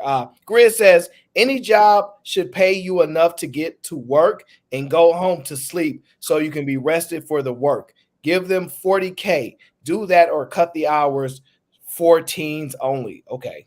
That's not a good argument. I don't think that's a good argument either. But I understand what he's trying to say. So he is more leaning towards pro worker, right? And I think Fantasy says she leans more towards pro worker. So one of the biggest strikes that exist is in the auto industry, right? So I want to bring to you guys one of the top executives in that particular industry, none other than a woman known as Mary Barr, who is the CEO, Chief Executive Officer of General Motors. This is a small conversation that she had with an interview that I want you guys to listen to, and we'll break down together, right? Let me pull this one up here. Here we go. Spoke to your counterpart, Jim Farley, CEO of Ford, and he said that if Ford meets all of the demands that the union has, that Ford would go bankrupt. Is that the same case for General Motors? When you look at the original demands, they totaled over $100 billion. That's more by quite a factor than we've made over the life of this agreement. And frankly, more than almost double the market cap of the company right now. So that's why we have to have a realistic offer. We want to make sure we reward the hardworking men and women of General Motors and the work they do every day. And we think that's what we have on the table. But now, this is my next question, right? Because there's a few more I want to get into on this interview. There's a few more I want to get into, but I want to ask this question. Do y'all think workers really understand how the money works as an organization, or do they just see the money at the end and go, y'all rich, y'all should pay us? Do y'all think they really understand? Facts. Workers, most people just see the gross. They never take in what it costs to get there, the taxes, the equipment, paying you motherfuckers that work for the system in place. They never count all that. Most of these people don't even know how to write off something. Yes, they do. No, they This company don't. should not be able to triple their profits and then not allow any You're raises talking to about their tripling profits, but we're in an This company inflationary should not period. be You able to know the triple their cost of their profits. Like I said, the cost of their materials and stuff go the up as cost of well their materials has gone up. with That their doesn't mean that employees' wages their also. employees don't deserve a raise. Their demand has gone up too, right? Supply and demand. Yeah, So but they're hiring. their expected Workers don't workload has know. gone up too. So you guys Yeah, are expecting them to do more with less all the time. That shit's fucking wrong. I thought they No, were we not. The hiring. materials of the product going up, not your production at work. You use the Your same machine production to has build to the go same up. car. It just Wait, I costs a gotta. little To go more to up. build the They'll same fire fucking people. car. You're full of shit. They will Wait, I literally take people gotta. off teams that are necessary and Wait, tell the team to do more with less. I got a question. It's a Aren't 5-man team. They'll we? make it a 3-man team. Not any raises and do more with less. Same Aren't product. we That's seeing? more production. Aren't we seeing like low unemployment rates like in history right now in America? Like, isn't like there's like very low unemployment friction going on? Like, I could be wrong, but is that not happening right now? Because we could say that, oh yeah, we need to cut profits and we need to do this, and that, but like I could be wrong, but isn't like majority of the profits being used to hire new people to take on new ventures and new capitals in a company? Yeah, a Is lot that of the the times point? they pay the new employees more to incentivize them to come. And these people that have been working there forever get no raises. And that is a problem. They're going to not be loyal to your company. Then they have an issue with retention and they act like they don't see the correlation. You're not showing the workers you care about them unless they're first coming in. It's just like everything else, bro. People want to talk about things and don't really get the understanding of what's really going on. Then they get to complaining and don't understand the backstory of stuff. Don't understand, what type of work goes into it. They don't know them people don't know. They just know what they dealing with in their lives, and they just want more and don't really understand. Okay, That's a let me. lie. Don't worry about it, Fancy. We'll get to it. Let me just get through the rest of this video. I want you to get the context. I'm gonna have to mute somebody. I don't know who that is. Is that That's bankruptcy me, my level bad. demands? Well, if you, if you're asking for more than the company made, I think that's not a good position. You probably shouldn't ask for more than the company generates. But listen, that is a cocky CEO right there. But hey, that's leadership. So Sean Fain has obviously made some ambitious demands on the companies. There's no question about that. Do you believe that Sean Fain is setting his members up for disappointment in the end? I think that's a question that you should probably talk to Sean Fain. I think there's many of our employees who really understand the reality of the situation. I think they'll see this is a record agreement when we look at the gross wage increases, when we look at where we are in healthcare, when we look at the additional benefits that we've added as a part of this very, very strong offer that sits on the table. I think they're going to understand that because they also, and I visit a lot of plants. I'm in 1 to 2 plants every month, and I've been doing that for years. So when I talk to employees and I listen to them, they want to know that their facility is getting a new product. And to get a new product, we have to have the money to design, engineer, and install all the tooling and equipment to do that. And so it's important, and I think they understand you need to do both. They want to make sure General Motors is here for the next 115 years just as much as I do. And I think everybody needs to understand that and get serious, get to the table. We have a strong agreement. Like I said, it's a record agreement. I think we're in a good position to get this done. Just quickly, last question. You spoke to President Biden yesterday. What was that conversation? So I've been speaking to many members of Congress and the administration, and I'm going to continue to give them an update. I'm going to continue to make sure they know we have a strong offer. We're negotiating in good faith, and we have since July 18th when the negotiations started.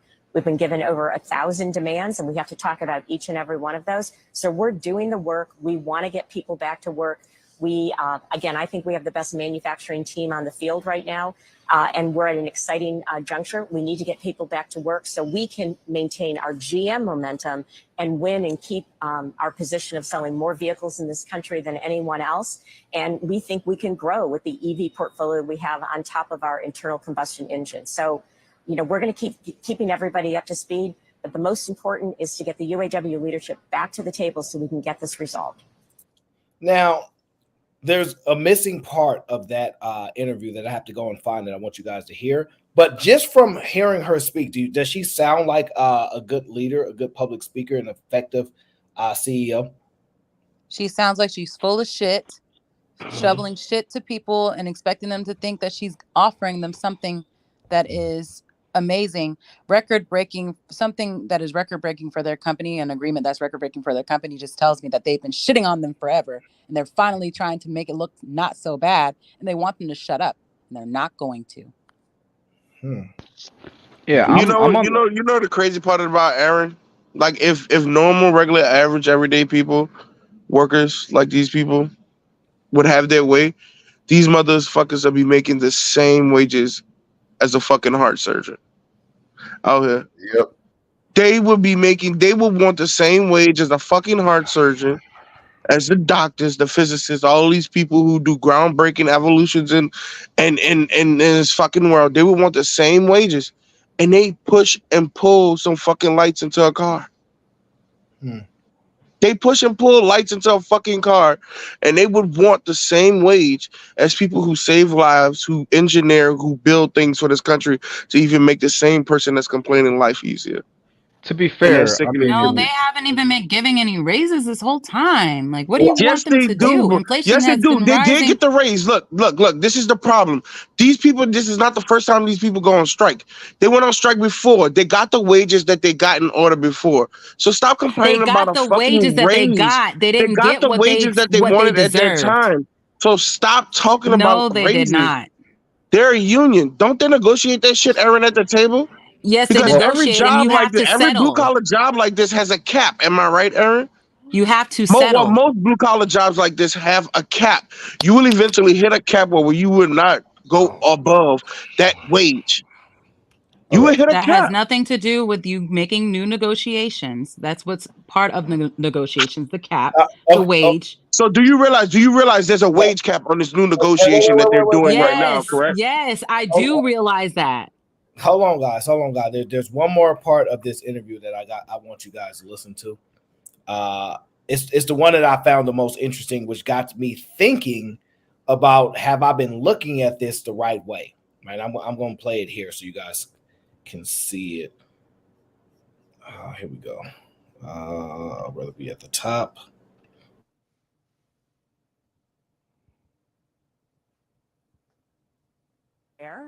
Well, I think when you look at the overall structure and the fact that 92% is based on performance, and you look at what we've been doing to increase over 4 years, want to get other features. So we think we have a very competitive offer on the table, and that's why we want to get back there and get this done.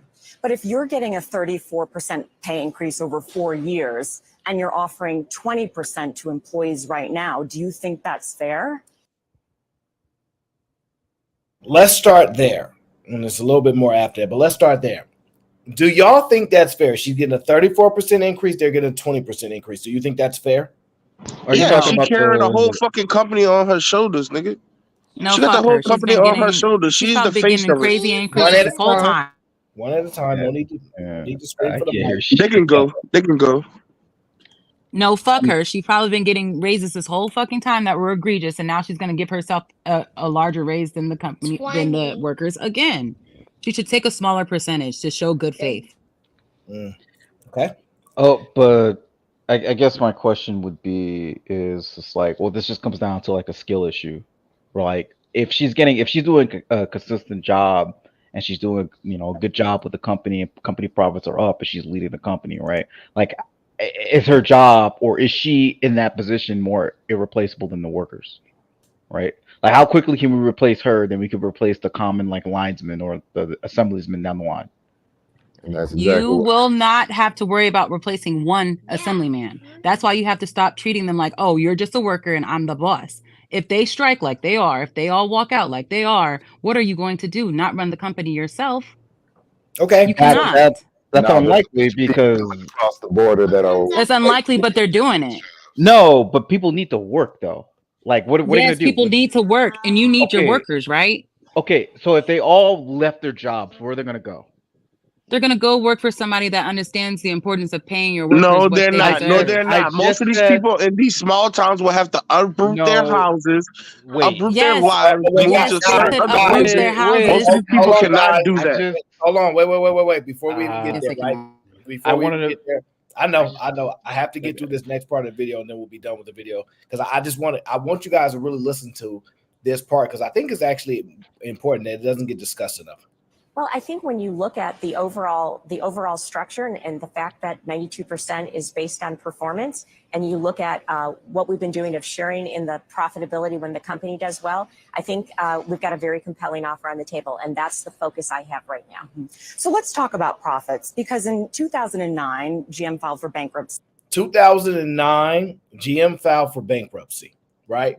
And I think what this reporter poses or says to her is very important because I didn't really think about it from this perspective, but I think it's interesting to talk about. Listen to this.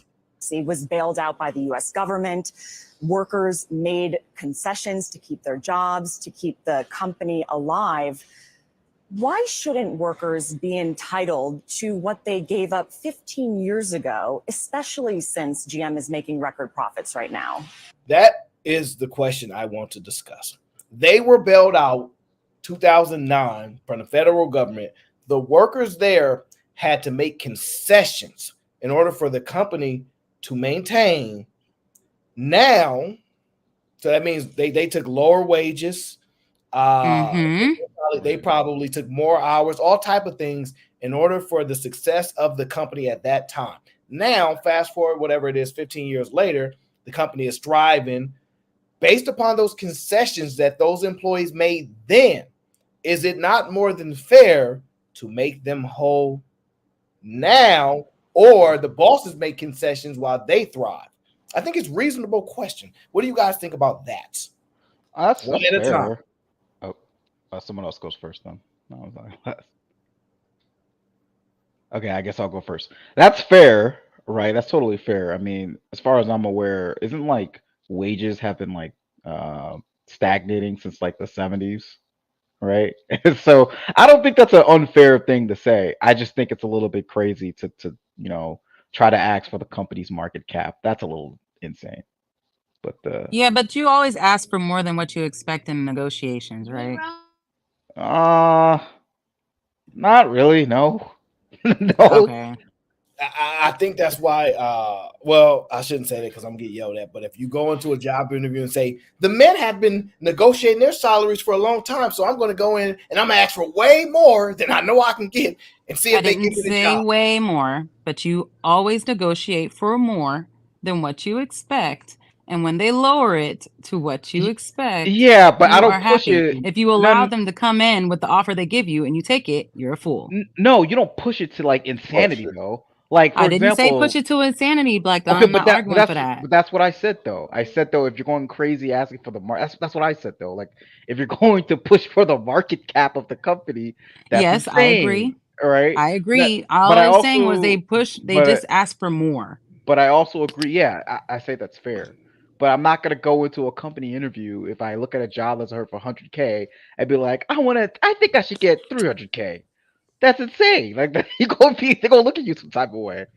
So if So you go into the company interview and the range is from 100 to 125, and you say I want 125, and they say we have reached that cap and we can only do 115, that's not 100. You still have one. You have not gotten the lowest you could possibly get.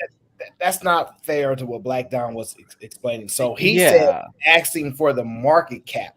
So he's basically I saying, hey, know. I already agreed with that part, though, Aaron. I but already then, agreed that that's too much. But then now you're giving a scenario, right, where you're saying the cap is 125, but they're telling you the cap is 115.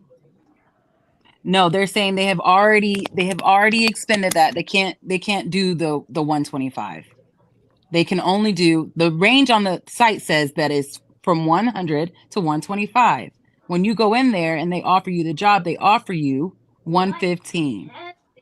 Okay, they You might asked for 125. No, that's okay. Yeah, I get what we don't disagree. Like, I think get what you're we saying. don't disagree with that. Like what me and Black Don are saying is you walk in there and you saw the cap was 125. You said, I'm shooting for 132,000 a year. That's They say, I can't do that, but we think we could do 125. No, it ain't no. That's not how that works. That's not how that works. It depends on the worker. We think you're not competent or the candidate. So we gonna pass like that. Yeah, like that's Yeah, I not gonna think that work. I think that People you're have taking come out in the factor. overqualified a lot. I think that you're taking out the factor of that. What if they give you a number and there's 10 people behind you eagerly ready to get that job? Do you still go ahead and try to negotiate? And that's You why I think always that negotiate. always okay. But you have no Okay. leverage if there's so many people that are willing to take the deal that you're not. Your leverage Right. is your So, experience, your well, expertise, the way that you I mean, handle to yourself think in the interview. You're selling yourself in the I know y'all don't like to hear that, but you're selling yourself in the interview. So you have to market yourself like you're made for the job in your resume at and your that point interview you kind of skills. underestimating. No, I feel you. You're right, but like I don't want to underestimate the people behind me. If we talk about a job that's paying 100,000, something like that, I'm gonna think the people behind me are just as competent, just as going to be just as good in the interview, going to be just as good at the job as me. So the And point if they're more still kind hungry, of. And only one person's gonna get the job, and you have to make sure they know that's you. no, I'm saying I was saying, Lee, if they're more hungry than you and they have all of that, they're just as qualified as you, but they're more hungry than you. They're willing to take Right. what you're not. And they're willing to take what you're negotiating, and they're still going to get seen in that same time. I know we all been in those situations like, yeah, we got about 5 other people behind you. So it's like, I don't think negotiating is always the right time. I think it's all circumstantial. Now, if you there and they like, man, we really need somebody, then I think you work your way and you like, all right, I feel like I could finesse this. But if it's a job that a bunch of people are behind you, I'm not going to just underestimate them. Like if I see Aaron or if I see Fantasy Island Girl, waiting in line behind me, I'm gonna think that she just like, damn, she gonna probably get the job if I don't, So yeah, I don't want to underestimate No, the you people. can't think that way though, because you're already thinking that you're gonna lose. You It's have to a, go No, in it's there not knowing about. you got the job. it depends on I feel it you. depends on the I feel you. field. It depends on the amount of skills required for this field and what job you're doing, Right. right? A lot of the So interviewing time is bullshitting. Let's be honest, Black Don. Not really. It depends on which field I'm you talking work about in. $100,000, $115,000 Yeah, that's what I'm job. saying. Like if you Yeah, go yeah. to I'm like talking about my husband's job for 160,000 for a job that he did not do before he got that job. He was in intelligence, but he wasn't in the IT section. Now he's over there, but it was a lot of bullshitting that goes into the interview part. So all I'm saying is you have to go in there, and he was making what he was making over here in the intel side, and he used that to negotiate his salary that's a on the whole IT side. That's a whole Okay, all I'm different like saying is he that's a went in whole there different knowing he was thing. gonna get the job.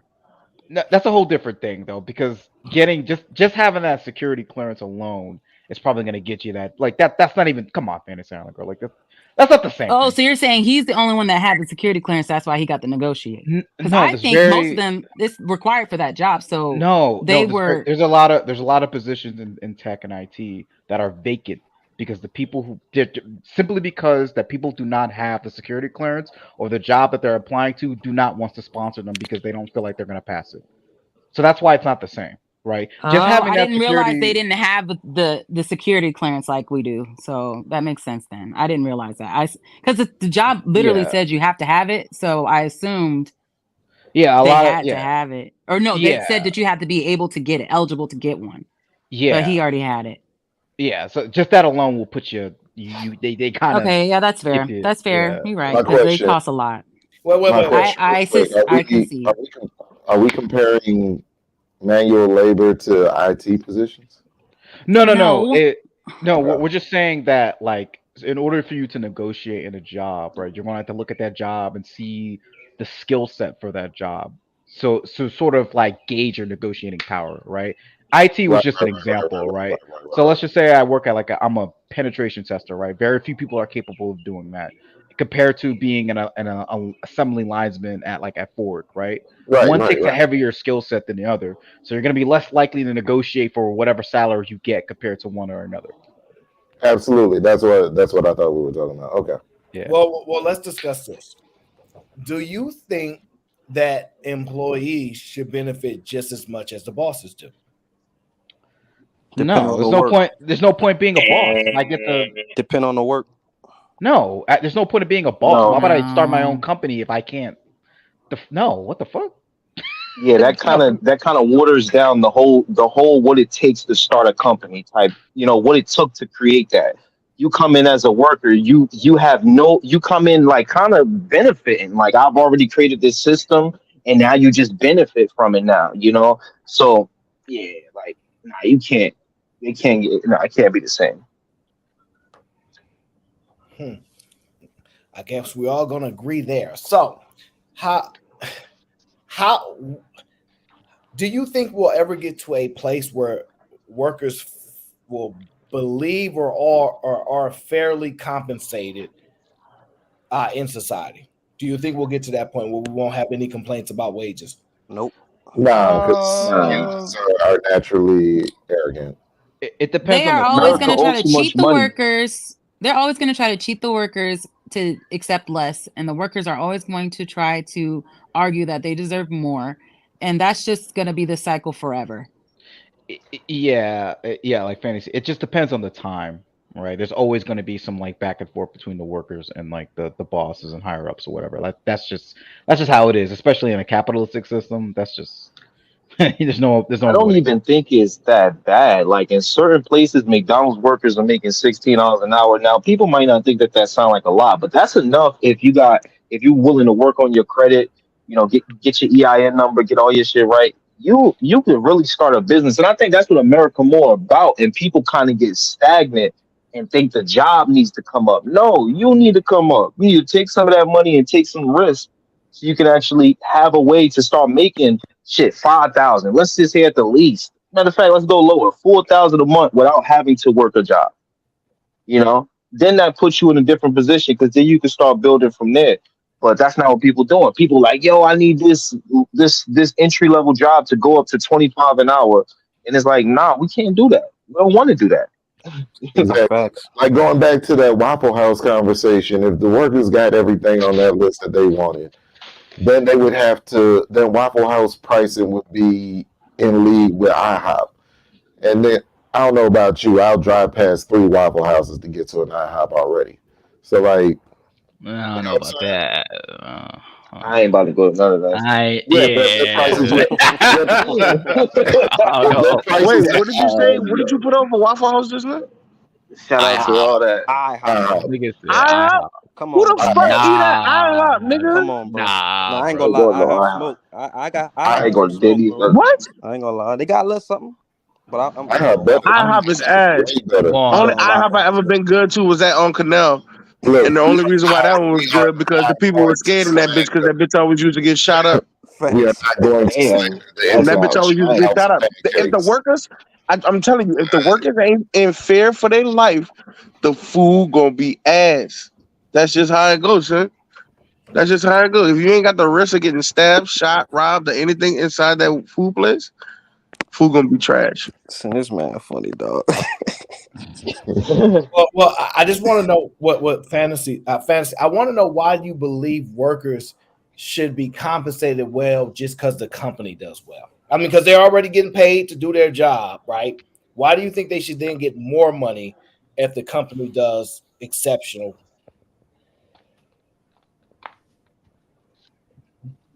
They should get more money when the company does exceptionally well because they're willing to take those cuts when the company is struggling. They've shown you their support time and time again. And instead of you rewarding them when you're fruitful, you're showing them that, hey, you gave us that support and we still look at you as a peon. I'm just saying it doesn't look like you value your workers. Okay, so that's fair, right? Let's just say I agree to that. Would you agree to this? You work for a major company because most of these are major companies anyway. Otherwise, we wouldn't be having these conversations. And that company gets sued because you are an employee. You'll be dot pay if they lose the lawsuit. Would you agree that's fair as well? Wait, can you say it again? I'm sorry. Yes, I shall. So just like you believe that when the company's doing exception, the workers should be compensated. When these Fortune 500 companies, big companies, whatever you want to call them, get sued and lose a lawsuit, let's just say $50 million, Johnson & whatever, right? That they then charge you in either your paycheck or you have to pay a certain amount because if the company suffers, so do you. Do you think that's fair? Yeah, I think it's natural for them to get a pay cut if they can't afford to pay it. They'll either cut it or they'll lose their business, right? They have to pay the settlement, right? They can't. You're saying they can't afford to pay the workers what they were paying before? No. The workers have to come out of their pocket and pay as well into the lawsuit because they're part of the company. No, the company has insurance for that. They have lawyers that are backing them, that are helping them, and the workers don't have the ability to make the workers don't have the abilities. Wait. The workers don't have the abilities to make any policies, to make anything that they're getting sued for. So if they're getting sued, a big lawsuit for these policies that they're wrong. Let me give an example. Because you're speaking just to policies, but the employees influence lawsuit. I'll give you the example. I'm at Target, right? I decide I'm gonna steal something. Now y'all know I'm broke. I need it, so I did it. All right, I'm walking out. The company makes it. Listen, 24 hours before they had a company meeting. All hands on deck. Do not touch anybody that tries to steal anything. Don't touch nobody. Everybody signs the paper. Okay, we understand. The very next day, Target employee goes in, sees somebody running out, tackles them.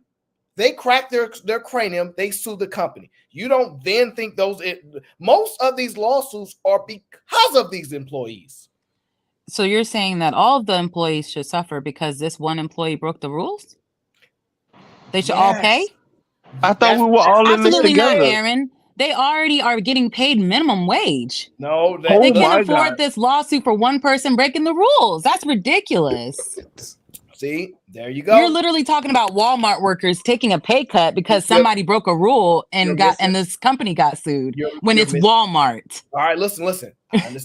I understand the woman in you. So when everything's going well, you good with that. But when it's bad times, you want out. So when we going good, I didn't say it that they want out. Hold on, fantasy. Let me finish my point. Like I listen to you. Okay. When everything's going well, let's share profits. When everything's going back, you pay the insurance. I ain't paying. That's what you saying.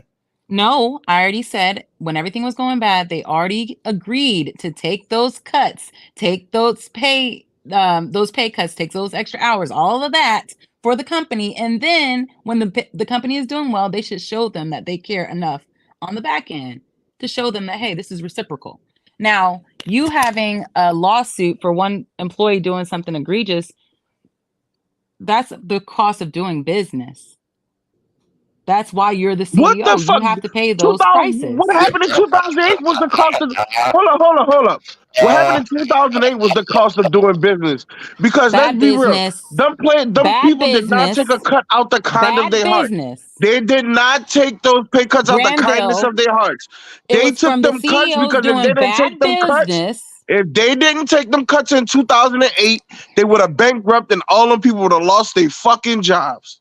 They It's that bankrupt simple. and they still They bailed out the had no company. choice. The government But they paid didn't them. have no The choice. company paid. The They government didn't have paid no them to choice. The bail them people out. chose their jobs over their wages. Oh my They chose their God! The stability over government their bailed wages. them It's out. that So what are simple. you talking Yes, about? it's yes, but they still had to take those cuts. Because even though They they got had to bailed out, they take still those had to cuts, take and those they cuts. took them. Yes, but we're not gonna act like they took them out the The kindness of their heart. They took them to keep their fucking jobs. They took It's them that to keep simple. the business. What are you talking about? A lot of these No, people it's back not. in the They took day, them to I keep understand their what you're fucking saying. No, no, jobs. no, no. What you're Most not going to workers do is don't care pretend that if the no. big. What you're not Most going to do is W-2, pretend well, that the let's be men real. back in I'm the a day think W-2 like worker. that. Most You're not going to W-2 pretend that workers most of don't the men care back if in the a day business think. make money or not. Okay, guys, we're not about to do yelling over each other. It's the Aaron O show. No.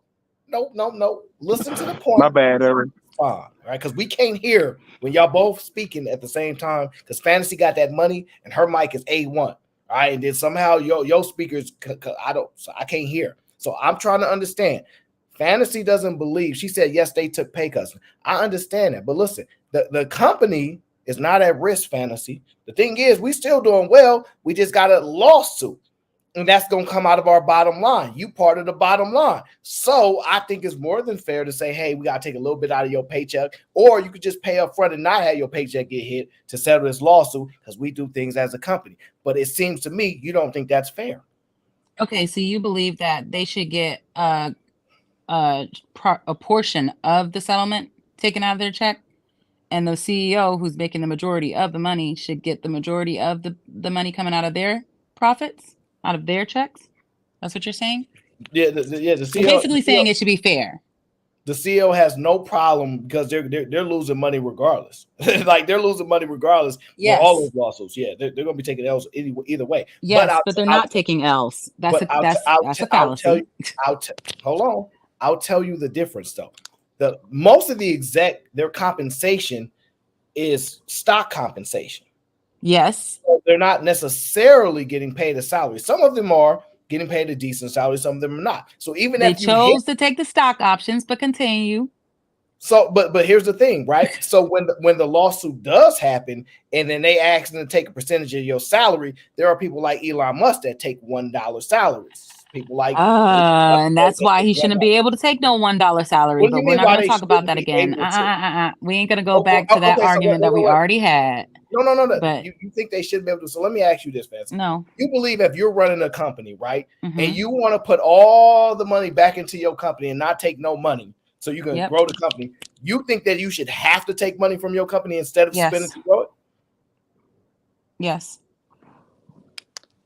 That's wild. Because you have to contribute to the economy, to the taxes like everybody else. So, okay. Your $1 isn't going to be taxable, and that's unacceptable.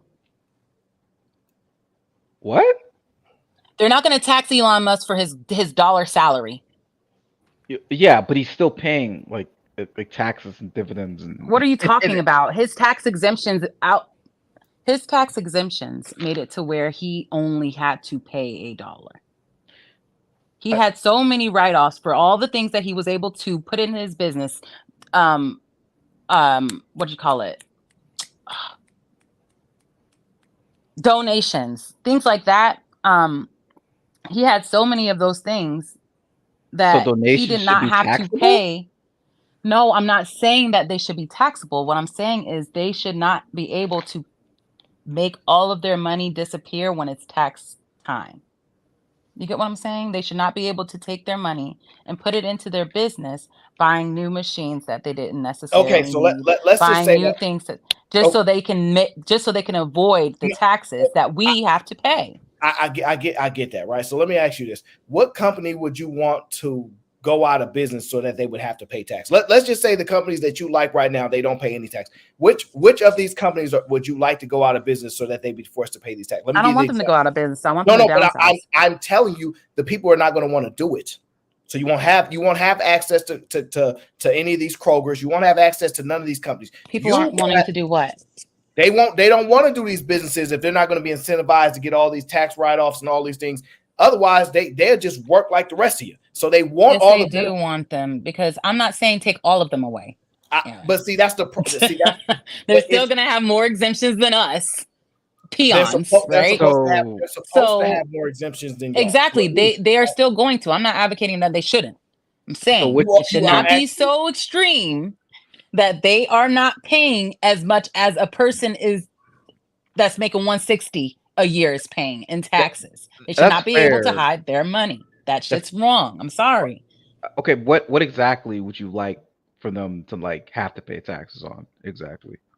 'Cause that's So fair. Like, I, we I don't think have there to should do be it. a cap on what they can reinvest into their business, so that money, and there should be they should be forced to pay themselves at least as much as they pay their workers, so that they can be taxed as much as their workers are taxed. I'm sorry, I think that is fair. That's No, not that's good. That's insane. not good. That's No, terrible. you definitely don't want Why to is do it that. terrible? Because listen, you ain't supposed to be interrupting, okay? That's what O'Shea said. Don't be interrupting. So here's the thing. This is why you wrong, fantasy, okay? This is Damn. why you wrong, okay? One, do you know how many businesses would not sustain? This is the problem. Y'all see money and y'all think, oh, that's a lot. They'll keep making that money forever. There are people that make money 1 year and never make it again. They make 150 grand 1 year and never get close to 60 again. And that's just how it happens. You have to sustain businesses 10, 15 years. A lot of these companies that you're critiquing are 20 plus years old. 20 plus years old. They've had to project, they had to reinvest into the company time and time again. They had to sleep in people's basement, sleep on people's couches to reinvest to get the company big enough to where they can actually start taking money without hurting the future of the company. Y'all only see what they make, but y'all know what y'all never do. Let me tell you what they never do. None of these people ever say, look at the company I built.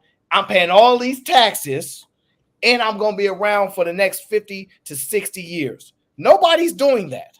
But you get a bunch of people that want to tax people who are doing you the best service in reality. You're not about to build no companies that people going to enjoy. You're not about to become a billionaire, because you know why? With that mentality, you have no desires to make life-changing corporations. None. Zero. You don't want to do the work. You like being able to order your Instacart and getting it delivered to your home, but you want to tax those people for doing stuff. Do you want to plant your own food? No.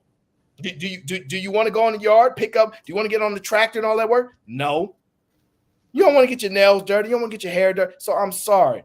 There are advantages to people that are much more important to society than you are. And it sucks for you to have to hear it, but it's just the truth. That's just life. Like, I don't understand. Like, it's like you do realize that they're giving people jobs. They're making jobs so people can have money and work. Like, that's literally reinvesting into the business. So it's kind of weird to say, oh, we should have a investment cap, right? You're basically saying that each company can only hire a certain limited amount of workers, which in turn you're basically taking away people's ability to make money as just a regular person. I just it's kind of like I don't. I wish Fantasy was here so I can answer this one important question, because I would love to hear her answer to this. I swear.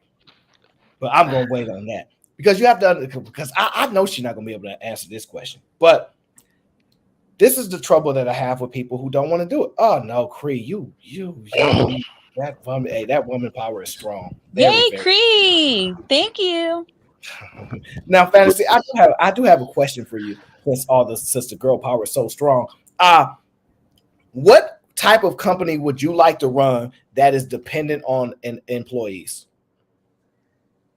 Meaning, if your employees that you depend on don't show up to do the work, then your children suffer and starve for that. Like they are essential to your business. What employee do you want to be dependent on for that?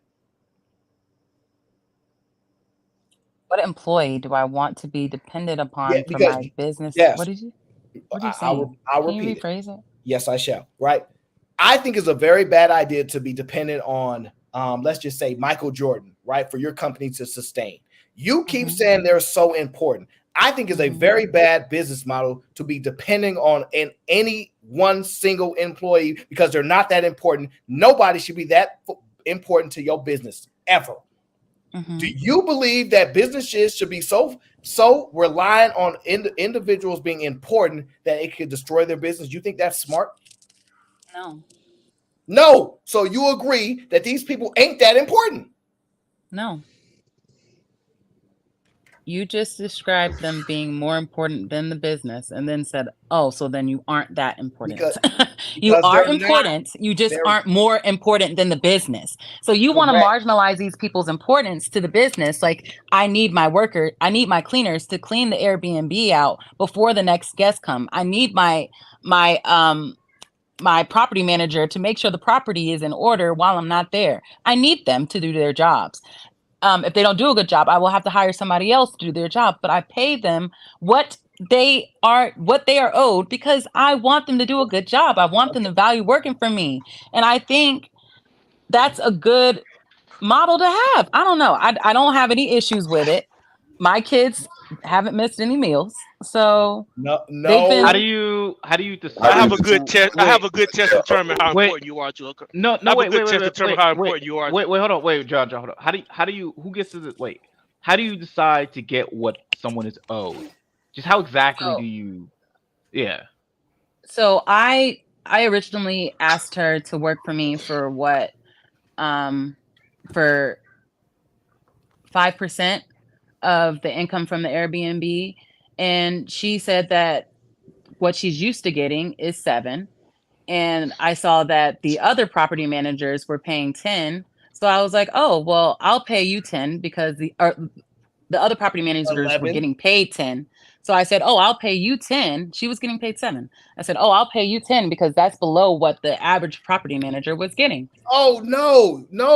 That is so in direct confliction of what you've been saying. If that's your wait, hold on. Don't interrupt me. Do not interrupt me. If How's that in confliction? No, I said don't interrupt me. If that is your argument that people just need to be paid whatever the market value is, we ain't never having these conversations again.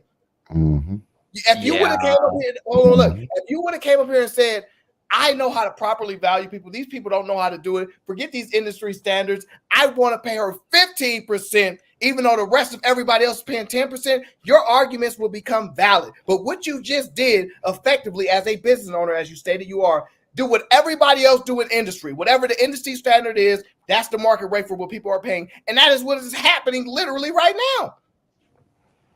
You just defeated yourself by telling and I can't hear you. How convenient! How convenient that was. I've been trying to tell you. My husband called. Aaron, as you said, repeat it. No. And I was like, "Fuck! I can't hear anything you're saying." Aaron, repeat it. I wanted to hear this. Fuck! I can't hear you again. This is actually what I was thinking. Okay, go ahead. Say it again. I got you, Fantasy. You can hear me now. Okay, I got you. This is what I was saying. Oh my God. Your phenomenal Hold on, husband. let me take my headphones out.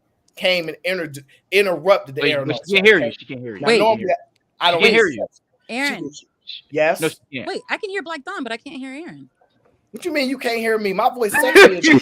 She has selective hearing. That's her selective I can hearing. literally hear Omni Black Dawn, Right. and all Aaron's mouth is doing is moving. Legit. Black Dawn, you can probably sell my point. So you can all hear Aaron except for me. This is you got to understand how deep the fantasy goes with fantasy. She's in a fantasy world, and anything that is in conflict with that gets tuned out automatically. I think it's wild that I can hear everybody else on the panel except for Aaron. We think it's odd too that you get everybody except for Aaron. I can hear you. Yeah, it's crazy. We found it just as odd. Aaron, y'all can hear him right now speaking. She literally makes sense. Y'all can hear him speaking right now. This is If it, Aaron, listen, if it makes sense but goes against her core beliefs, it gets negated. I can't even hear if it made sense. All I see is the frustration in his face. I'm sorry. Oh shit. Aaron. Hey, I guess I gotta leave Aaron, back. Aaron. Other words, Aaron. Other words, for her to hear you got to turn. Refresh. Aaron, what she got to do is, in order for you to hear, for her to hear you, you got to turn down your intelligence. Highlight B-Baller's comment, Aaron. Well, Yeah, you like that? she can't hear the facts. You like that? You like that layup, Aaron? I like that. You like that layup? Listen. I'm just waiting for opportunity. Hey, I can hear you. Yeah, okay. I bet you can. Oh, Hey, Aaron, Okay, Aaron, wait, what hold were on. you saying? Aaron, I want my Do you assist. remember it? Aaron, He I want my remembers. assist. I want my assist. I So want that to count. fantasy. Essentially, let me tell you, we'll get you rewind, right? Because I try to listen to it as well as I can. You said you found a worker and you was gonna pay her 5%. She rejected it and said, I get paid 7%. You said, wow, let me go see what the industry standard is, 10%. You then go back to said worker and go, I value you. I want to give you 10% like everybody else for the market standard. Now, to me, that is mind-blowing because that defeats your argument the whole show. If you would have went back into that worker and said, you know what, we really value you here at Fantasy Girl Enterprises, and we would Fantasy like to Island Rentals. Okay, well, Fantasy Island Rentals, go ahead and plug it. I don't mind. So I'm just saying. Hey, listen, I don't know. I didn't go to the Fantasy Island. I don't know. So here's the point, right? You then go back to that woman and say, I really value you. I see you, all that selling stuff that y'all do, and say, I want to pay you 15%. What nobody else in the industry is paying. I want to pay you that. Then we would actually believe you in these arguments. The problem I couldn't. My business was literally just starting. No. Because this is what the thing is. I couldn't afford to pay her 10%. And I still paid her 10%. How are you going to interrupt me on my point? This is crazy. Go ahead, man. I'm sorry. So when you, when you go back to her and offer her 10%, which is, you said people in your industry that were doing the same business were offering, you gave that same offer to her. That is the same thing that Burger King and McDonald's is doing, and Jack in the Box and they're doing, and this company and that company. They're literally paying people market rate. You literally effectively have destroyed all of your argument and conversation. No, I have not. I have not destroyed my argument. My business just started. No. If you understand that you're trying to compare my business that just started, when I hired her, it had just started that month, to somebody whose business has been going for decades, then you guys don't understand business. But in your first year, you're not going to be in the black necessarily. So your argument, hold on, your argument.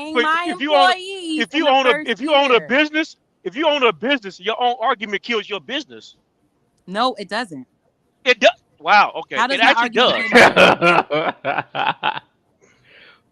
How? No. This is, How did it kill the business, first of John? all, First of all, if you arguing for big companies to pay above the market rate, that's what you legitimately argue for. Big companies pay against pay more than the market rate, and you're saying as a small company, I didn't say that. Think that's what? No. Wow. I think the market average for what you why call do you it, think? for, Why do you? Let her finish. Wait. all Hold of the on. companies. The minimum wage should have gone up for all of the companies. If you cannot afford to pay that, then you cannot afford to have that business. I paid the standard 10%. I paid the standard 10%, and I couldn't even afford to pay that. I still paid it. What are you about to say? That and take a cut from my profits. You don't even know what you're saying. Profits. You don't realize what you're saying, because your argument is actually killing your own business. You should not be in business. Killing my business. No. If unless your husband is fronting money for your business will not make it with the logic that you're using. My business pays the bills and expenses. My business covers the rent, the mortgage, and expenses. No, we're not talking about that. No. You cannot do a small business if you cannot keep up with the big competitors. That will What are you talking about? Your Airbnb That's is the point. Small business. It's a bunch of small business owners working together. That's what Airbnb is. That's what we're trying to tell you. Whatever the big companies do, listen. Whatever the big companies do, it affect the mom and pop companies. People will not work for you. It's gonna be less chance of people gonna work for you if the industry that you're working in is paying over the market rate. So you're actually telling the big companies pay more than the market rate, not realizing that they pay over the market rate. You can't compete with their employees. I understand that, but the only reason we have the ability to come in an Airbnb the way we're doing is because they were underpaying their workers. The only reason I was able to get the property manager for the price that I got it for is because she was getting underpaid. She was getting 7%. She was getting 7% before she came to me. So how can you tell me that they're paying them better than I was paying? Well, Fantasy, I want you to hear your logic, right? You're saying at the time I couldn't afford her to pay her what she was worth. So in order for my business to sustain, what are you talking about? You're saying she's worth more than 10%. No, you're saying talking people about what are you're worth just more than 10%. saying. No, I'm not. Yes, you are. No, I'm not. 10% is very fair. Jesus Christ. Okay. All right. So that's the market rate. That's the market rate. 10% is the market rate. That's the market 10% rate. is the market rate. That's what you're paying people. Yes, Storm, in this everyone industry. in GM and Ford and everyone in the other company, they're paying the market rate. You're also paying them the market rate. It's the same thing. No, demand isn't the same. The job requirements aren't the same. It's not the same It thing. is the same because it's the market rate. It's the market rate. It's the market rate. We're arguing the market rate. Do you know what a market rate is? Compare the blue collar workers to the white collar workers. No. It's not the same. Do you know what a market rate is? Do you know what that is? It's the rate that the market is paying. Okay, what factors into the market rate? What other industries are paying? What the other people in your industry are paying? No, that's the market it's rate. It's more than just what other industries are paying. It's more than that. Okay, Come on, it's more than that. But you said what factors into No, that? no, Yes, I want to hear you say it. Just what exactly factors into the market rate? I want to hear where your mind is at right now. I want to hear what Fantasy Island Enterprises market rate. What factors do they take into that? I am legitimately curious now. What other factors into a market rate is being considered when you have a market rate outside of other competitors? You letting her off the hook.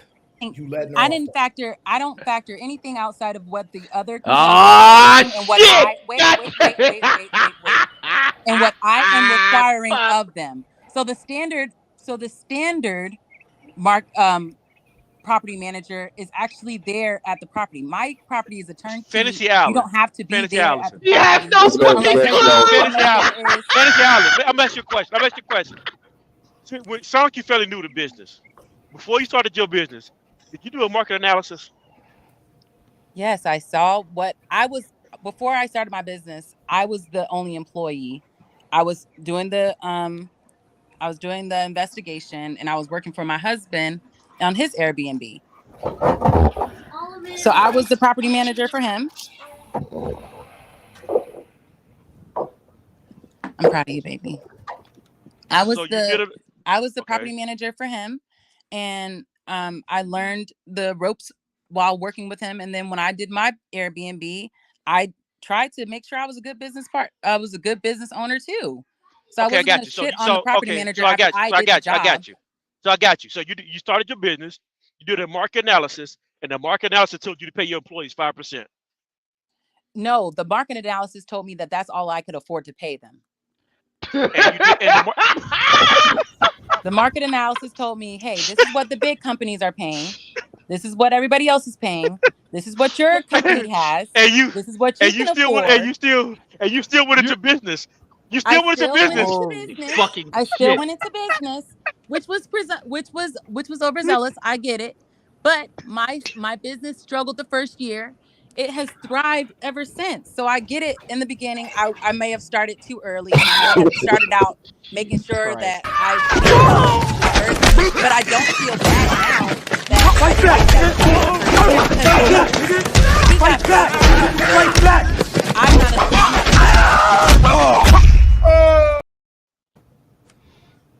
I think what's happening here, I think your husband is fronting your business. He's not running my business. I I think He think ran no. his business and I I ran think mine. I think I'm I running think mine. I think I think the your husband's fact propping up your business. the fact that you Front have no It check. doesn't idea have what a anything to do with the my Front fact check. that business. you have no He idea what a started my market rate business. is. We started my You have business you in have no 2021. idea what a market rate is. Just Okay. off that alone tells me You're that he's telling me that probably I have running no your idea what business. a market rate is. I just That asked you what a doesn't market make rate any is, and you sense. gave If me the most it's nonsensical what the answer free market possible. is What are charging, you like I saying? said, and that is what it is. No, it is not. Okay. Like, oh God! All right, this is where we at. This is where fucking. You're muted, Aaron. Please. You're muted, Aaron. But them books is getting This cooked. stuff is hilarious, right? She said, I only could pay her what I could afford to pay her. Like, what the fuck? No, I You didn't can't say make this that. I stuff said up. doing the numbers when I was You trying to balance, when I was trying to determine my salary and her salary, well, what I was going to pay myself and what I was going to pay her, and what was going to go back into the business to keep it running. I was like, I You can only afford to pay you us sound like 5%. GM right now. You sound like You GM right sound now. like the GM. You sound You like the sound like GM. GM. No, I don't, because instead of You GM, sound just like GM. You I literally gave sound her like 10 and I didn't get any profits, like this is I bullshit. said. She can make more So money. She's I'm better rich. than GM. I treated my employees better than they treated their employees because I didn't take the 5% and she got 5%. Fantasy Island She girl's got 10 bullshit. and I got 0. You can see from my tax returns. No, Fantasy Island girl, You you're can tell bullshit. from my You have more tax money. returns So that she got 10% of my No. profits and I didn't get any profits. I didn't make anything. That's a lie. Most It's not a lie, Black You're a Don. liar. Wait, Hold on, guys. There's Wait. no Hold on, reason no. to I got lie. to ask a question. Okay, let me ask you a question. Did you pay yourself a salary and your company made no profit? Is that what you're I didn't saying? have a salary. I couldn't afford to pay myself a salary. The salary went to her. So if you don't have a market, listen. If you're paying below the market rate, listen. If the market rate, No, I wasn't paying below the market rate. I wasn't paying below the market rate. I was paying her. No. She literally just said, guys, listen. She just said they should have to take a salary. They should be forced to take salaries. That was her exact words. These people need to be forced to take salaries and not hide and pay their taxes. She then goes on to say, well, for my business to succeed, I couldn't take a salary. And y'all think this stuff, come on now, this is crazy. I know it sounds hypocritical, but that's what it is. When you first start a business, you can't necessarily afford to take the salary. As a small business owner, fantasy. It is not a bad decision because my house was still getting interest. My house was still gaining. My house was still increasing in its fantasy. It doesn't sound hypocritical. It is. It sounds hypocritical, but it's not. I'm not arguing that you should be able. It doesn't I'm not sound arguing that you should be forced to take a salary from the beginning of you starting your business. Oh, come on! You know the first year. Okay, the first year of a business starting. How does the business usually come out? In the black or the red? The first year of a business starting. How does the business usually come out? In the black or the red?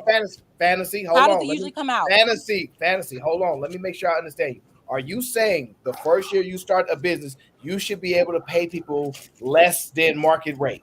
No, I already told you I paid the market rate. No. See, that's what I'm saying. So you said. So there's no exceptions just because it's the first year of business is what you argue. Or no, you want that's not the argument I'm making. So you want exceptions in some areas. Yes, there should be some exceptions to people that are God damn it. Damn. You fit your argument, right?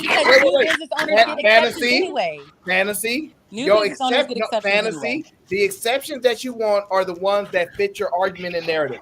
No, you the don't exceptions that I want are the ones that help the business thrive and help the worker get paid what they're deserved. And I don't necessarily get paid, but that's fine because she's getting paid what she deserves.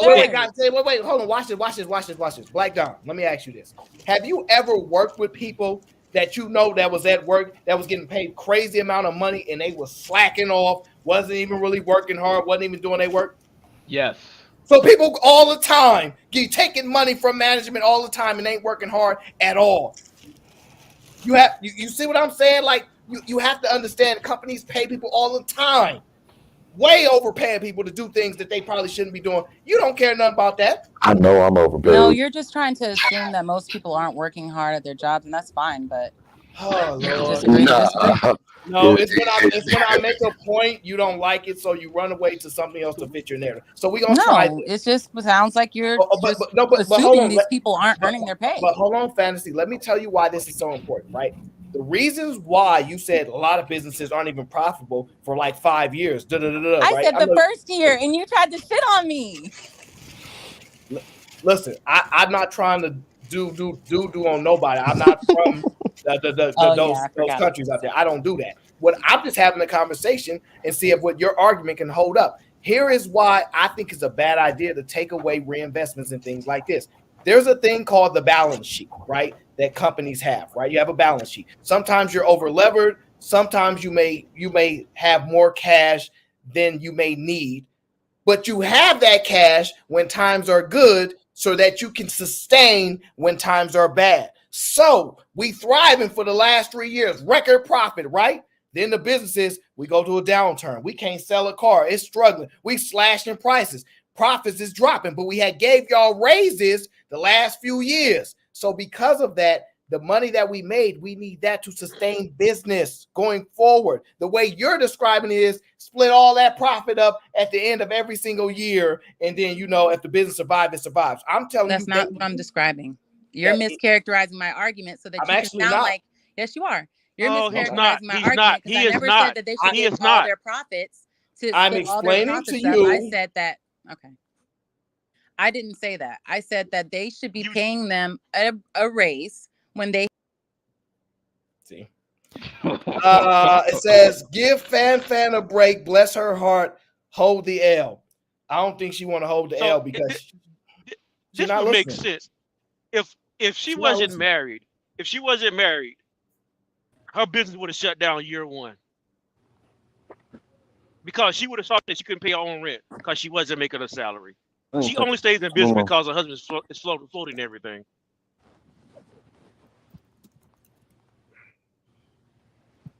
I love Fantasy Island Girl. Wait, hold on. Dragonfly Jones, I'm not stuttering. She's literally over talking me. And I don't like doing the over talk game. So I'm pausing in between to try to let her go. It's not a stuttering issue. I don't have a stuttering issue. It's just people tend to try to over talk me every single time when I have the best point. What happens to me? And Fan was getting this work because, as you can see, she is as biased can be. For her business, I want all the benefits and rules to work to my favor. People should get paid with their work. When you have an opportunity to create said business and do these things, you say, I'm not going to do them. I'm going to do what everybody else been doing historically for my business to survive. It's hilarious. She's part of the good old boys club. Y'all heard what I said earlier, man. It's the same shit. It's kind of like, do you think that like bigger businesses just have like infinite money they could just pull out any Yes, she does. time? Like, do you think yes, she does. She does believe they have infinite money. And they don't. That's a lie. And they don't. I didn't need the money because I was in the military. So I started the business knowing that I was going to take an L the first year because I'm already in the military. My rent was going to be paid when I moved to Maryland. My kids were going to be fed because I was still going to get my pay. I was going to have to put money into the business because it was going to pay for itself.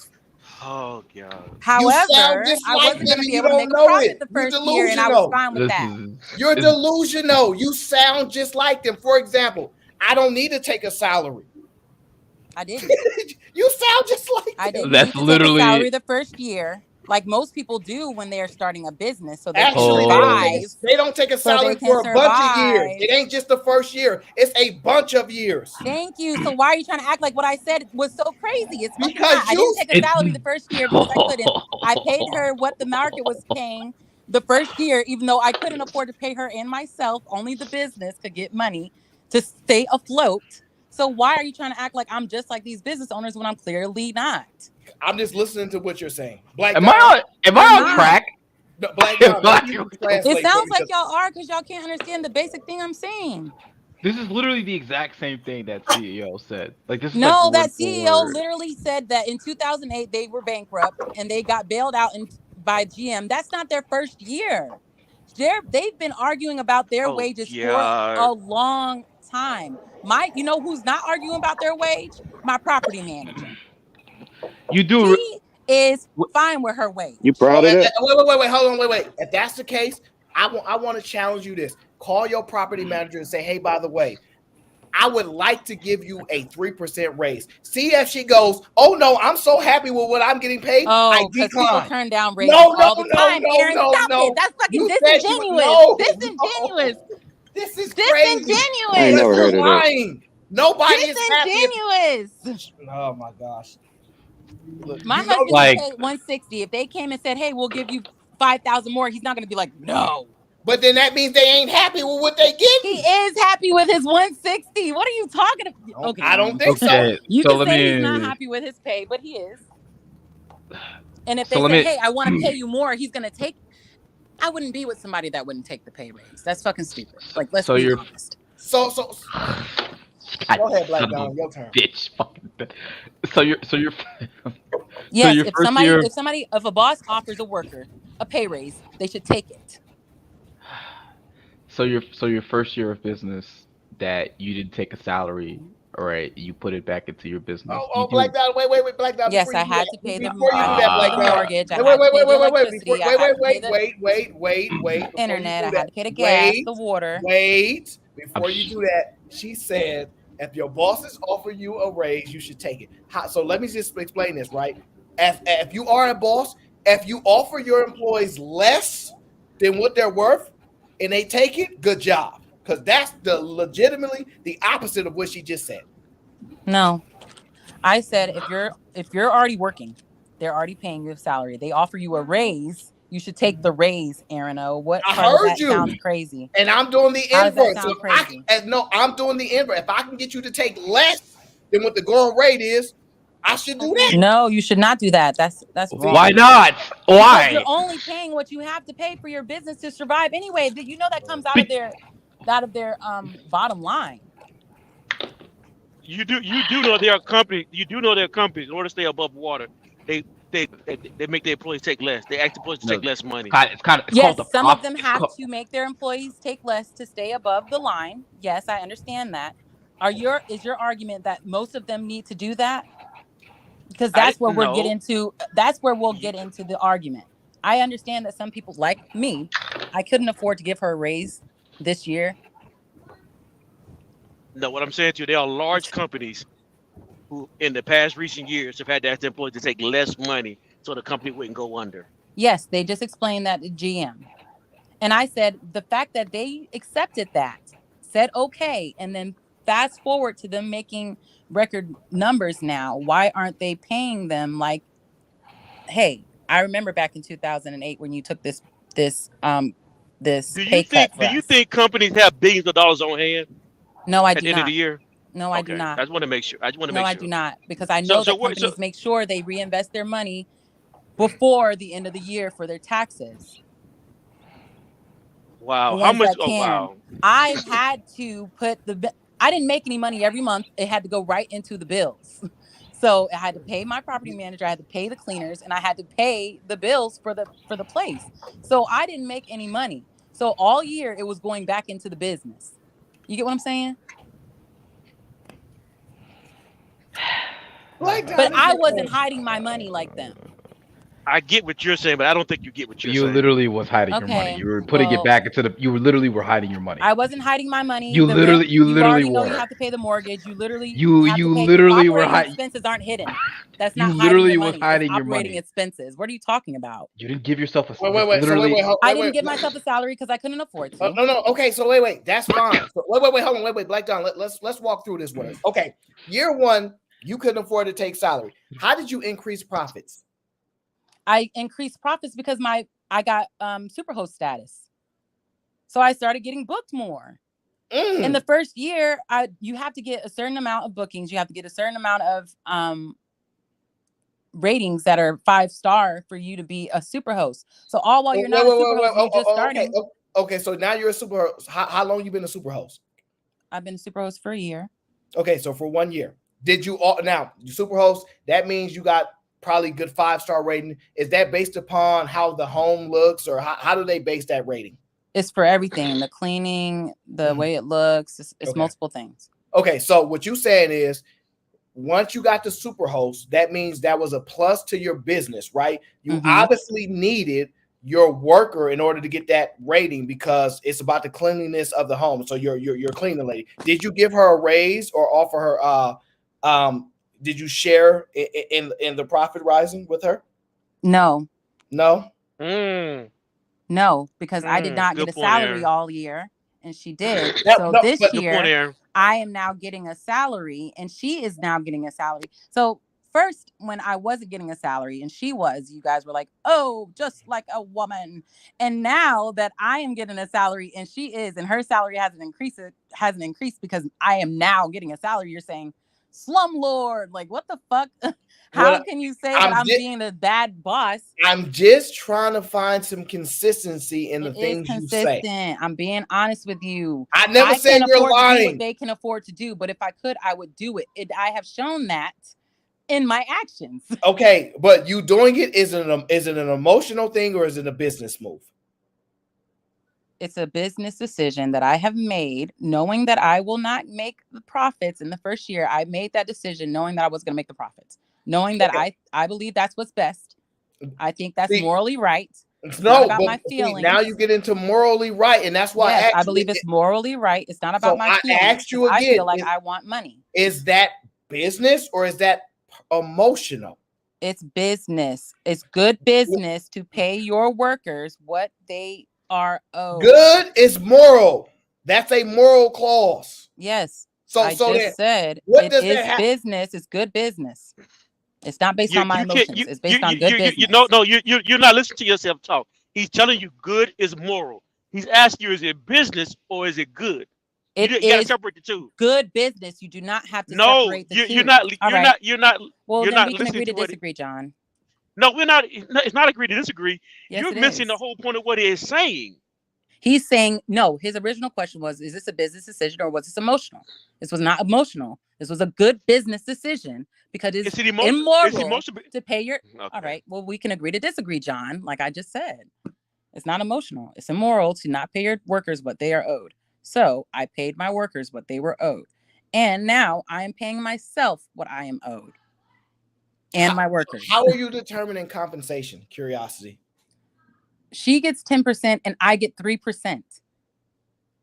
I have not gotten a big leap in I can now make 3%.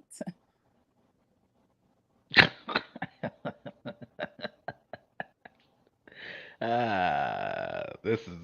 I don't know if you realize this. I think I'm being fair. I'm being patient. So if you take your model and if you scale your model, if you had 100 employees, if you go to 100 employees, 100 employees are gonna make 10% of your profit. I can't afford to pay 100 employees 10% of my profit. Holy fucking shit! You're saying scale it up. You just said you pay your employees. You just said you pay your employees 10%. Yes, because I have two employees. I have one employee that I pay for 10%, and then there's a flat rate for the cleaning. So are you going to maintain your 3%? You're saying multiply that to scale up my business. You're saying my business has increased that much where I can do that? Are you, if you scale up your business, are you going to maintain your 3% that you have in the company? Are you going to maintain that throughout? No, I'm going to pay myself 5%. Oh, you're going to pay yourself more. Wow. But you're going to. Somebody who's good at math. Somebody's good at math. Help me out. I know. So if you do 3% of $1, what's 3% of $100? Wait. I will pay myself 5%. So you're going to pay yourself more, and your employees are going to get paid less. No. You kind of sound like Jim a little. Yes. How do I sound like they said they were getting 30% and you can't make this any funnier than it's already is. All right, fantasy. How is it that you're saying fantasy? Let Black Don say his point, and then you can respond. Black Don. No, because if you're scaling up, right, and you're paying yourself more, you have to pay your employees less because you're scaling up. You have more employees, so you can't pay every employee 10%. That's not scalable. No, it is scalable. I don't have to scale up to where I cannot afford to pay my employees 10%. I'm just going to make sure that I have the number of employees. What are you talking about? How? I haven't looked into this, so I can't tell you exactly how. but I'm not going to make sure that the people that can hire more employees and I can afford to pay 10% of the profits. You have to do the math of that, and I'm not sure what that math would be. I'm not going to sit up here and lie. Fantasy, this is the problem with the math, is that as you get more employees, that 10% is then divided amongst those employees. So inherently, you're dividing the pie that you've broken off for your employees. You divided that slice of the pie amongst them. Everybody is going to get If they're getting 10%, if they're getting 10% of the profits, each. if they're getting 10% of the profits, So each employee is gonna get 10%. Each employee. like the 10% of the profits get broken Wait, down wait, to wait, the stop, stop. employees. Wait, Fantasy, do you understand what you said? All right. 10% of this is what I'm trying to say. Let's start with the pop. But you said 10%. Wait, Fantasy. You said they're getting 10% of profit. That means there's another 90% of the profit, right? Yes, that went into the business. So now, wait, no, profit is going back to the business now. You sound just like them. And You literally, I don't. That's the wild. Like you sound just. No, it went into the business. Uh-huh. And it's not because I wanted it to. When shit goes awry, who pays for it? I do. It's not like I'm hiding the money. How do you tell somebody that you're pro when the business hot water heater broke, how do you tell somebody I you're had to not pay pro business when you're actually pro business? and she didn't have to pay any of that. When You're the a capitalist. air conditioner went out, I had to pay $1,000. She didn't have to pay any of that. She Because still you're got a the profits capitalist. that she got. She You still got you 10% are of the literally profits. you are literally the CEO of GM. You I'm are not literally the CEO of GM you because are GM literally gave you are themselves literally- no. You just heard that lady say that they're offering themselves 30% and they're offering the workers 20%. Okay, guys, hold on 1 second. 1 second, guys. I want to play the rest of that video because there are parts of it you didn't hear. I want you to listen to this. This is actually an important learning session for people. Listen. Wait, go back to the 30% First part. of all, this is No, well, they heard the 30%. We can go back to right. that later. I want you to listen to this, right? She's paying herself more, you guys. Hold on, Fantasy. We heard you. Relax. Why shouldn't workers be entitled to keep U.S. government profit? I'll go back to the overall 30% right now, right pay here. increase over, and that's why we want to get back there and get this done. But if you're getting a 34% pay increase over 4 years and you're offering 20% to employees right now, do you think that's fair? Well, I think when you look at the overall structure and the fact that 92% is based on performance, and you look at what we've been doing of sharing in the profitability when the company does well. So that part is what Fantasy is talking about. When 30% over 4 years. Fantasy, don't do it. She's saying when her company gets profitable, she shares with her employees. At first, the employee was getting a percentage. Now she's moving her salary because the company is doing well. That is essentially how Mary Mara is explaining that. Right now, no, check out this. No. How? Elaborate. Okay, her company is doing well, so she's taking a 34% increase over 4 years. Okay. Her company is doing well right now. She is taking a 34% increase over 4 years. She's assuming that the company is going to be doing better in the next few years, and she's going to be getting more money. They're getting 20% this year only. So as they continue to grow, they're not getting any more raise. That's bullshit. You're okay. You're wrong. But let me just show. Let me show you the other part. Let me show you the other part you didn't hear. This is why this is funny. I think we've got a very compelling offer on the table, and that's the focus I have right now. So let's talk about profits, because in 2009, GM filed for bankruptcy, was bailed out by the U.S. government. Workers made concessions to keep their jobs, to keep the company alive. Why shouldn't workers be entitled to what they gave up 15 years ago, especially since GM is making record profits right now? Well, first of all, this is a very cyclical business, and we've had a very strong run. I think part of that is because of the demand for the economy and what we've been through with unprecedented with COVID and semiconductor challenges. But we have to remember we're a cyclical business. We also have to remember this is a pivotal point in the Fantasy. What she is saying is essentially what you said. Sometimes you never know, something breaks breaks there. The water heater goes out. We had to pay for that. We have a cyclical business. We had COVID happen. We lost things here, there. You guys are the same. We're not the same because I'm telling the truth and she lying. I feel like I'm So Mike, you cannot make this. You cannot make this any funnier. She didn't You go through cannot a make year of this not any getting funnier. paid. She didn't go through the year of not getting paid. She just got record sale, record profits, and now she's like, "Oh, okay, you guys can get 20% this year, and I'll get 34% over the next 4 years as we continue to grow this business." She is not me. Wait. We are not the same. Wait. Are you saying that they're supposed to make what she's making? If she gets, so why are you making the distinguishing fact that she's giving them a 20% raise and she's getting a 34% raise? What's the issue? Because it's over the 4 years. So as the 4 years, they're assuming that they're going to be making more profits. So she's getting 34% of the higher profits the next year, the higher profits the next year, the higher profits the next year. You get what I'm saying? They're getting 20% of the profits this year.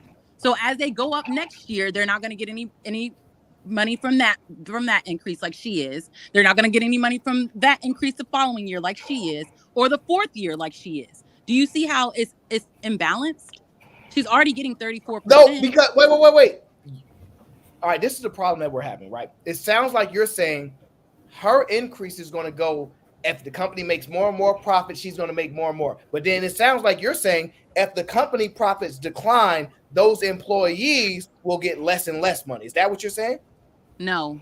Exactly. You're saying that their bottom is they're getting paid that regardless. Because they're only getting 1 year. No. You're assuming. You're assuming. Not assuming. You are assuming. She said 1 year. You're literally saying if the next year they make profit, she's going to make more money. What if I tell you that next year that they actually go negative? Okay, next year they go negative. In the next 2 years, they do not, Aaron. You have more likelihood. You're making an assumption. How do you know that? God. Okay, you're making an assumption too. You're making an assumption too that the company isn't going to grow in the next 4 years more than it's grown this year. And I'm saying it's probably going to grow in the next 4 years. So we can agree to disagree there. You think it's not going to grow. I think it's going to grow because they based on what? They base their salaries on the projections that they have for the next year. They don't just do like a novice business owner. They already have their projections for what they should be making next year. You know what a projection is? Yes, it's a good guess based off of what you're earning and what you could expect to earn. Okay, and do you know how many companies do not meet the projections every year? Yes. I do know how many companies don't meet the projections. But they ain't, look, even the ones that don't meet the projections, they expect companies to grow exponentially. They expect companies to grow without any cap. So when you get to a point where your company is worth $300 billion, I don't expect your company to be worth $600 billion the next year, $900 billion the next year. I don't expect your company to keep growing like that. Yeah, you don't think that Blockbuster, Hollywood Video, and all those video stores back in the day had projections? Yes, they did, but the technology has flipped them off the market. phased them out. The technology has phased them out. But didn't she just say they were working on EV? Holy shit! We really doing this. What? Are you trolling us right now? I'm not even. General Motors. I'm not even bullshitting you. I think you're trolling.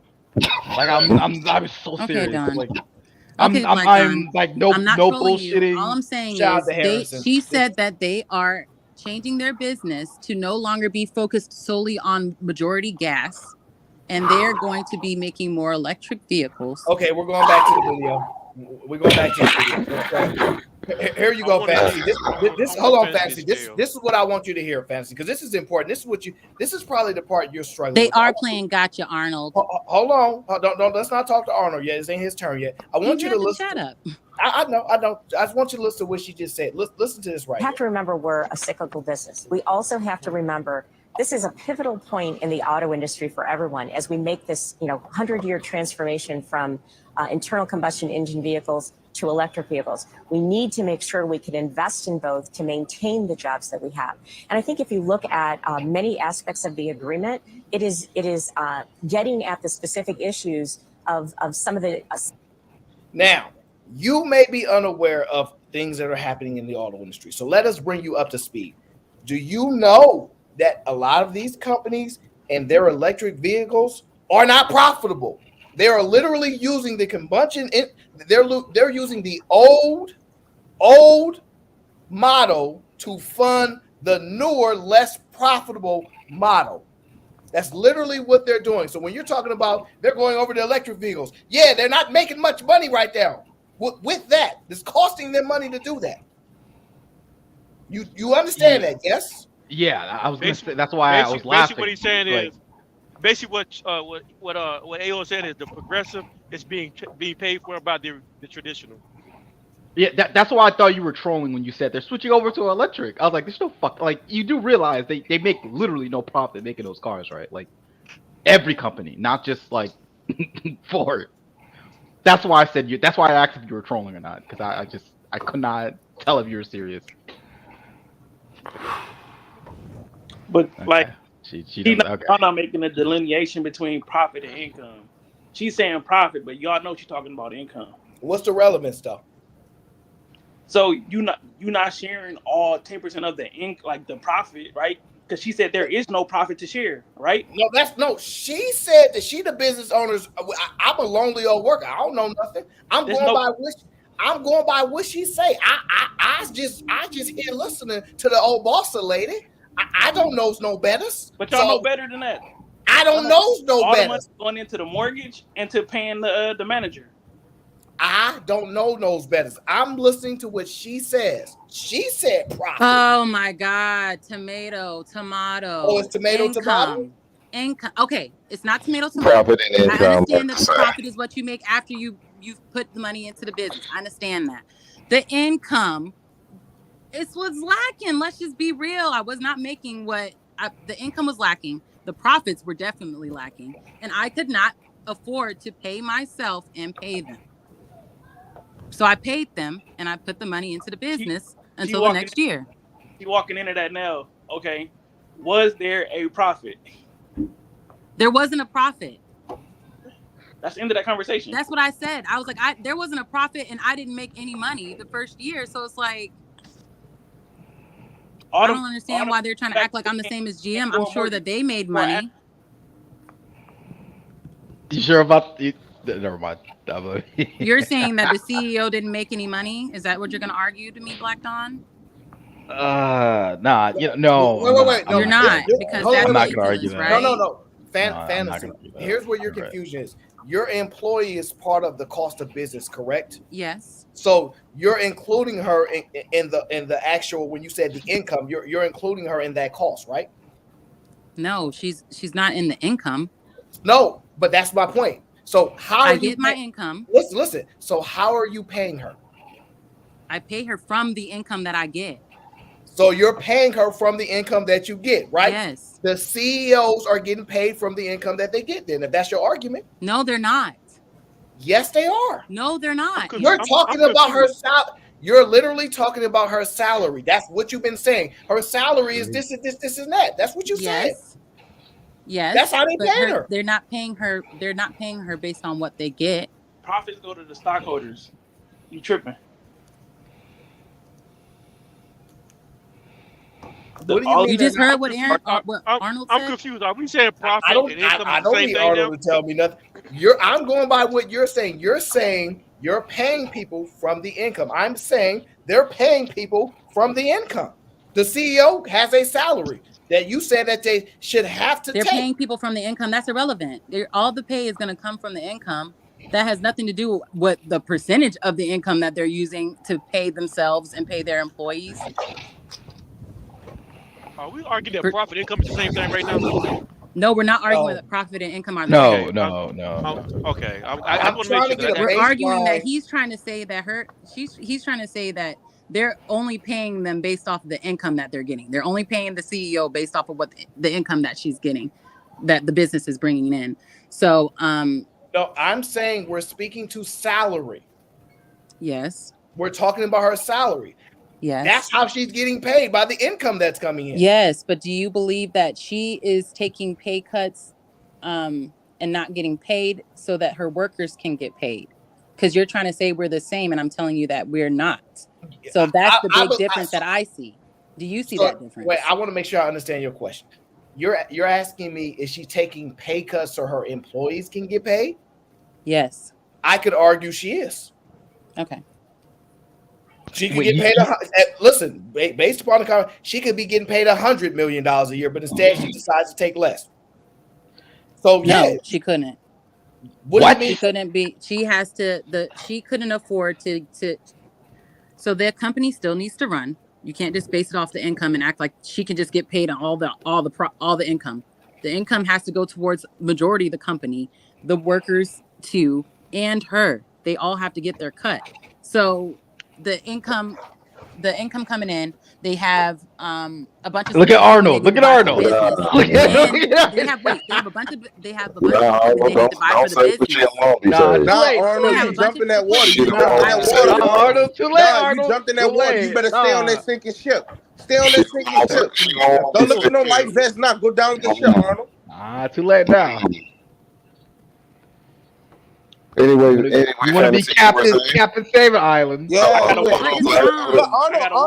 Arnold, you hopped on that ship and said you the captain now, so you gotta go down with that. I thought she knew what she was talking about. Gotta go down with that fucking ship, bro. What's the matter, Arnold? I tried.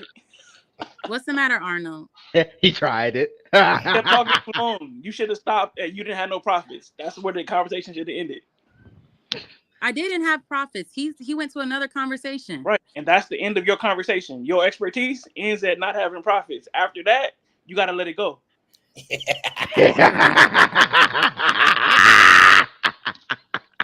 You're right. See how submissive she is? See, Arnold, don't be complaining that you don't get these submissive women. She knows when Arnold. She just need a good, strong, masculine man. No, the problem is high you guys value were man. arguing, and not conceding when I was right. So we were going to argue all night. But he gave a little and took a little, and I understood that. And he didn't give a little. He didn't give a little. He said you were right about the profits, and you should. No. He did not say you were right about it. He said what you're expressing is fair to say. He said when you said that you weren't making profits, you were right and you should have stopped there. And I agreed with that. But you went on to another conversation. And I was like, okay, well, when you are talking about the income and the things that you have to take into consideration when you're deciding whether or not you're getting a pay raise, you can't just say, oh, I'm the CEO and I'm going to take 100% or I'm going to take $100,000. You have to consider what the business needs and what the employees need. Okay, and I think the limitation of your understanding is that you don't realize all the major businesses that exist now reinvested into their company. The stuff that you're saying they shouldn't be able to do, and they should be forced to take a salary instead of focusing on the business, which is more important than any one individual, CEO, CFO, any of them. That's what they chose to do. It's actually the right thing to do. No.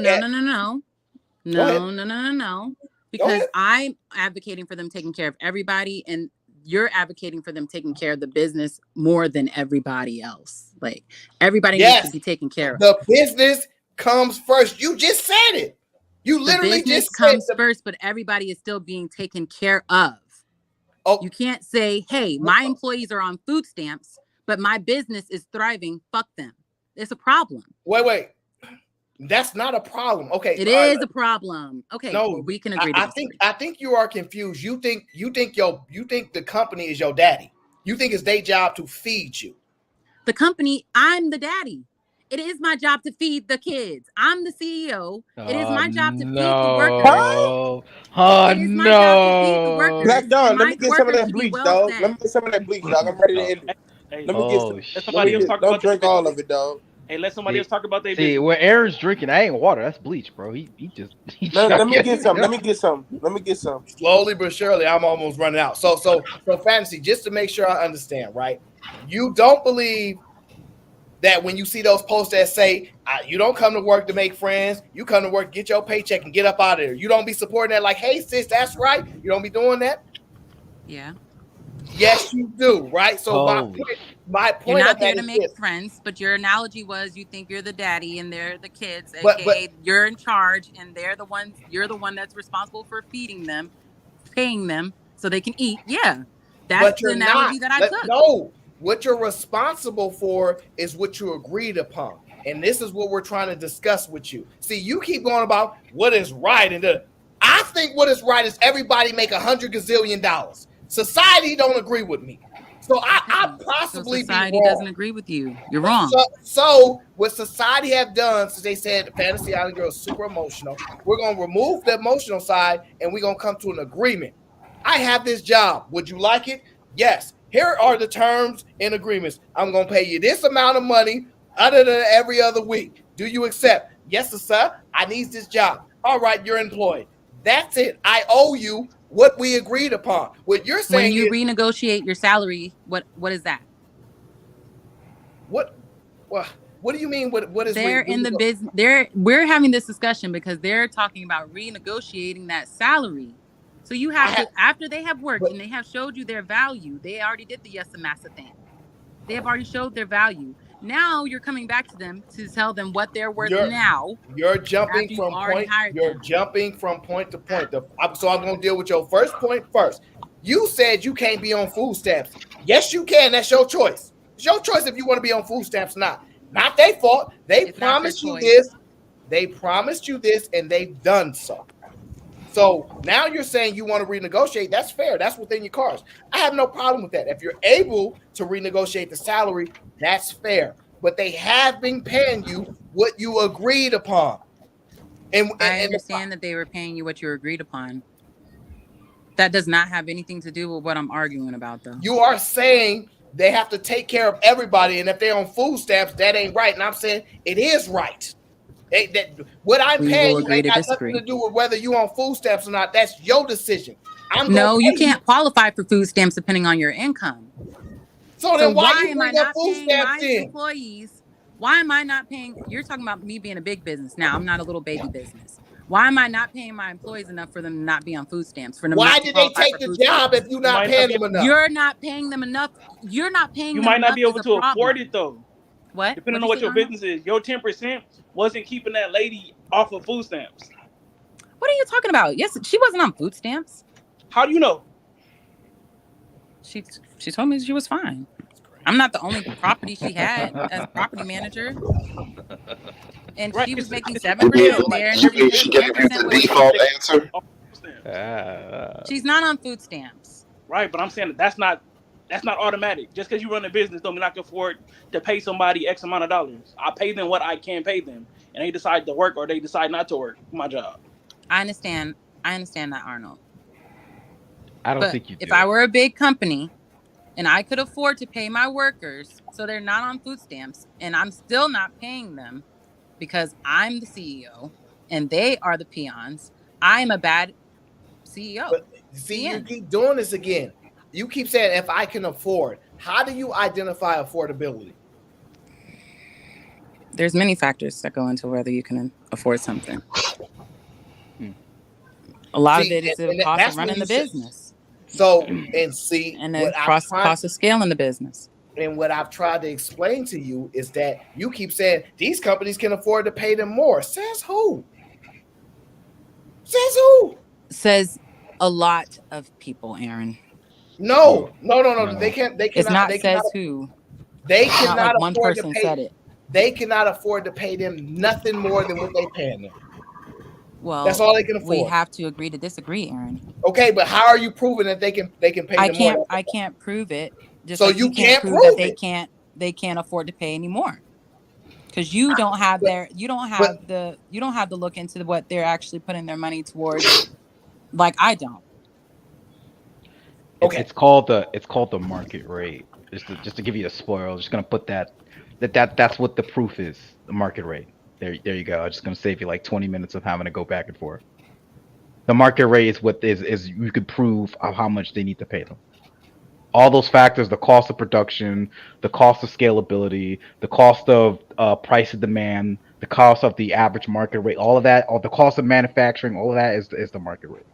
I understand that's the cost. Okay, I understand that, but you believe that so the numbers that you put in there for deciding what they can afford to pay.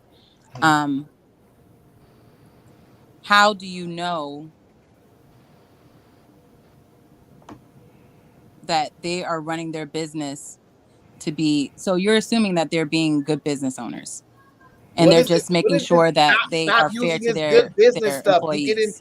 You're getting to feelings again with this good stuff. They're running business. Just say they running business. Yes, they're running business, but you can run business and be a corrupt business owner, or you can run business and be a business owner that's above board. Whoa. Don't So use words like corrupt, because that sound very illegal.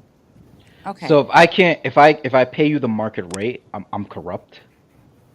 If you pay the market rate when you can afford to pay them more,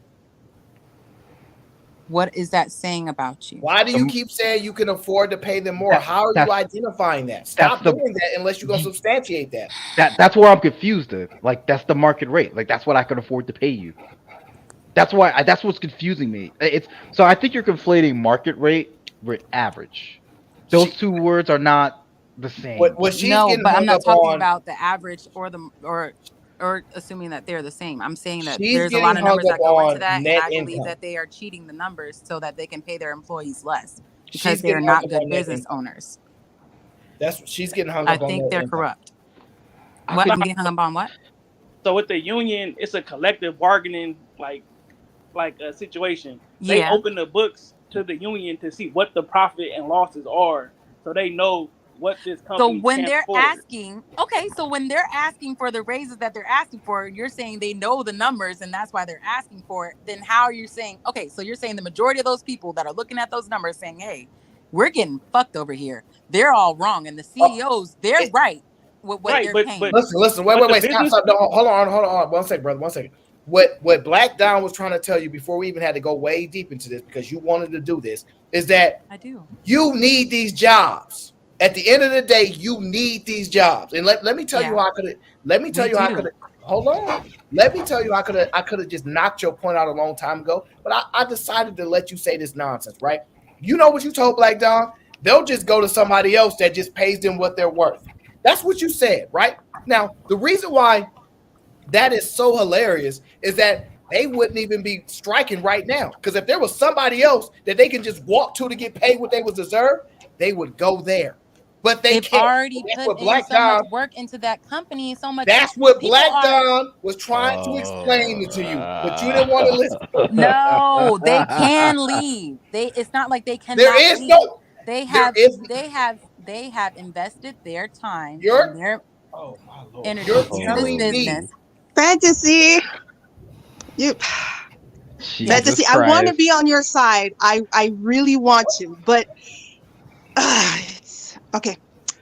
For someone who works, not in a place that has a union, but union, no union, it's the same.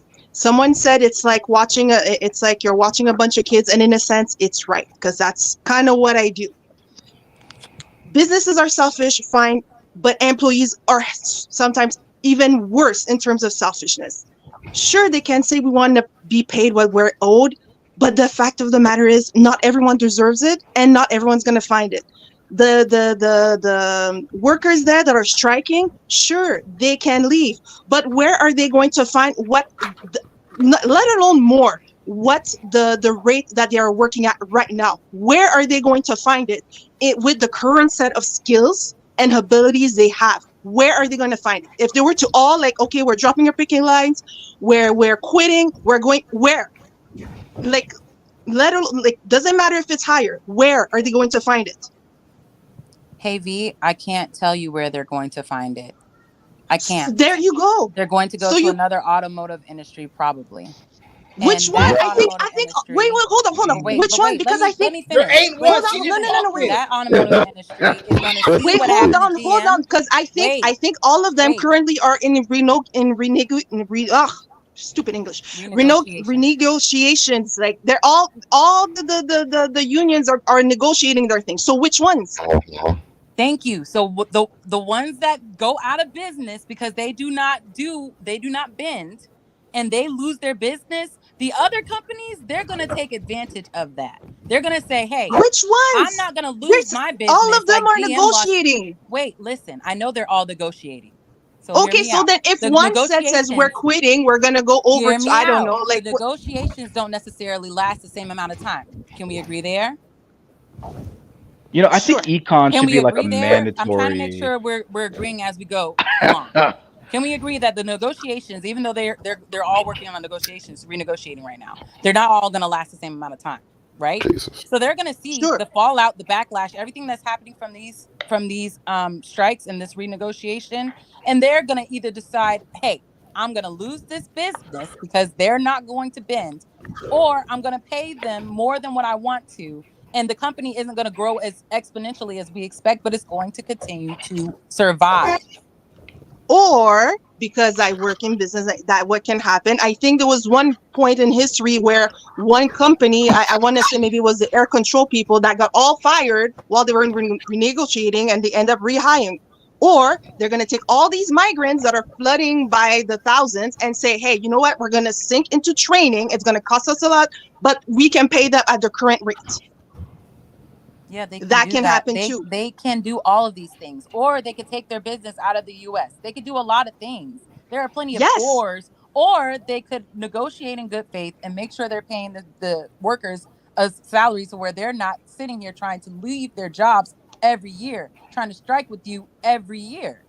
But that's the job. That's the primary job of a union. Besides the fact that they have to make sure that workers are working safe and all of that, every time the union, in my mind, is a company in and of itself, is trying to have more money. Why? Because that is more union dues for them. Why? Because then they have more power to push and pull and say, hey, you see this company, we bullied our way and we were able to get X amount of thing. At one point in time, what people demand. No, you keep using that bully word very loosely with the union, and you aren't using it with the CEOs who are obviously bullying the union workers.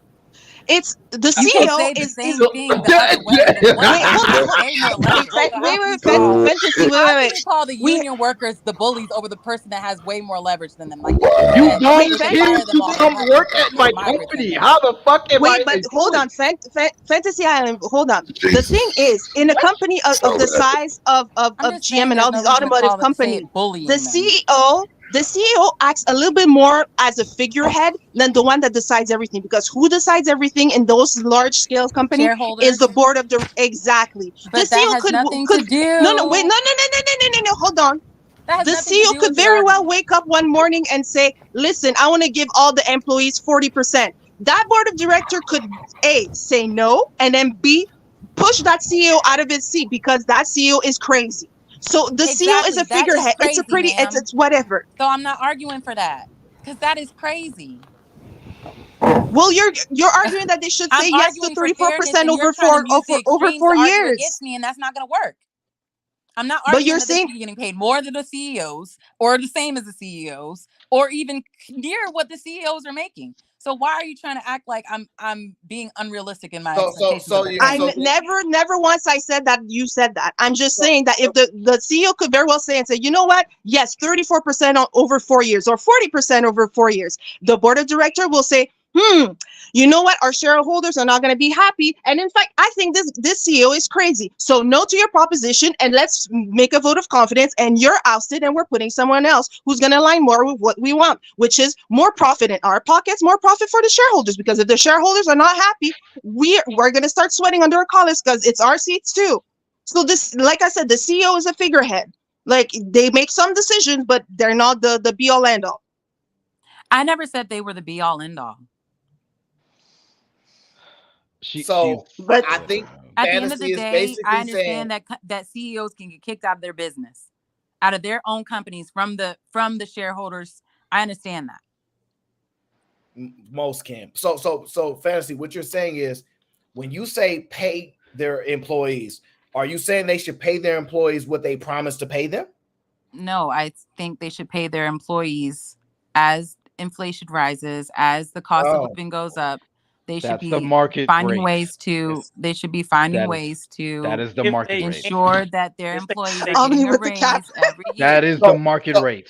So let me tell you why it seems. Black Dawn, I know that number is determined from the market rate, but my argument is they could be putting less into the business and more into the employees, and you're saying they cannot. We have to agree to Wait. What we're trying to tell you is You don't never give us the business that do these things you say. Like what you do is say it's possible. You don't go out and do it. You don't go out and scale 100,000 employees, improve your model. What you do is you pretty much think you're smarter or more effective than people that have been doing business for hundreds of years. And if No, I think I'm haven't- less selfish. I don't think that I'm I smarter know and you more think you're- effective. if I you think were they are less more selfish- selfish, more if you greedy were- than I am. If you were less selfish, you would go out and make all that money so you can give it back to people. I am making all that money to give it back to people. What? I make most of my money and it doesn't go into my savings, into my investments. Most of my money goes back to somebody else. So you don't wait. Where do you think their money put goes? back into the market, Where do you think their money goes? into their business, into Which buying. employs people and puts money in their pockets. What are you talking about? I think the problem You making Arnold regret that the he problem came. that you're having is this. You just don't want to accept that people are grown. They come to a business owner and say, hey, I want to work for you. They say, I'll pay you this. People say, okay, deal. You then get mad because the business does well and say, give them more money. So let me explain to you. Renegotiate the salary. That's all but I'm here- saying. I'm not people mad. Renegotiate the salary. I hear you keep saying that, right? Just I like have basketball players, they come in, they get their salary, Y'all they get their not salary and basketball. renegotiate Okay, listen. I have no problem with people going back to renegotiate the salary, but if they're told no, they can quit, correct? Yeah. But most people don't do that. They actually don't do that because they're happy with their paycheck, because the alternative is probably not having a job. And the reason for that is you sound like you're somebody that don't want comfortability, Aaron. You don't want it ain't about that. It's comfortability, Aaron. It's I don't routine, live Aaron. comfortability. It's routine, Aaron. You get comfortable in the state that you're in. People are comfortable sometimes living in the hood. They don't want to leave. That's not somebody else's problem. It's not somebody else's problem. It's not. I'm not saying it is. Well, okay, but when somebody effectively- comes to you, your argument was this person came and asked for a raise and you told them no, and they did not quit their job because they didn't have better options. They kept their job. But they still needed the raise. So they're comfortable enough. I think the issue is that you want people to have more leverage in the marketplace, meaning you want somebody that put car parts together to get paid and have the security and the access that an engineer has, right? And I'm saying that's probably not a good idea. Probably not. Yeah, because So- we agree there. So They with don't that need to be paid the same. No, they're not going to get paid the same. And the That's reason what why we agree. and but you don't agree. You think they should We keep do getting agree paid. because I'm saying- the cost to get that profession is not the same. The cost to get the training for that is not the same. So obviously they need to get paid more, Aaron. You act like I'm just a fucking moron. I'm not a moron. I understand that there's reasons why an intelligence analyst doesn't get paid the same as a goddamn cook. That has nothing to do with the fact that they should still get increases as the company is seeing record profits. That's my argument. I They hear should your be argument, seeing right? Increases. I hear because your that's argument. part of the market cap or the market rate, right? I hear your argument, and the issue that I'm having is that you're saying these people are selfish, and I'm saying yeah, you're selfish because you're not willing to go scale up a $50 billion corporation and give out all these profits to the people. You're selfish. You're the I'm not selfish selfish. one. You are. No, I'm not. You are because you're critiquing the people that are doing things you cannot do, right? Don't have the ability to do or desire to do, and you're calling them selfish. But you're saying if you were in that position, which means it's possible because anybody could be in that position, that you would be unselfish. And I'm saying go be unselfish and prove this business model that nobody else is doing.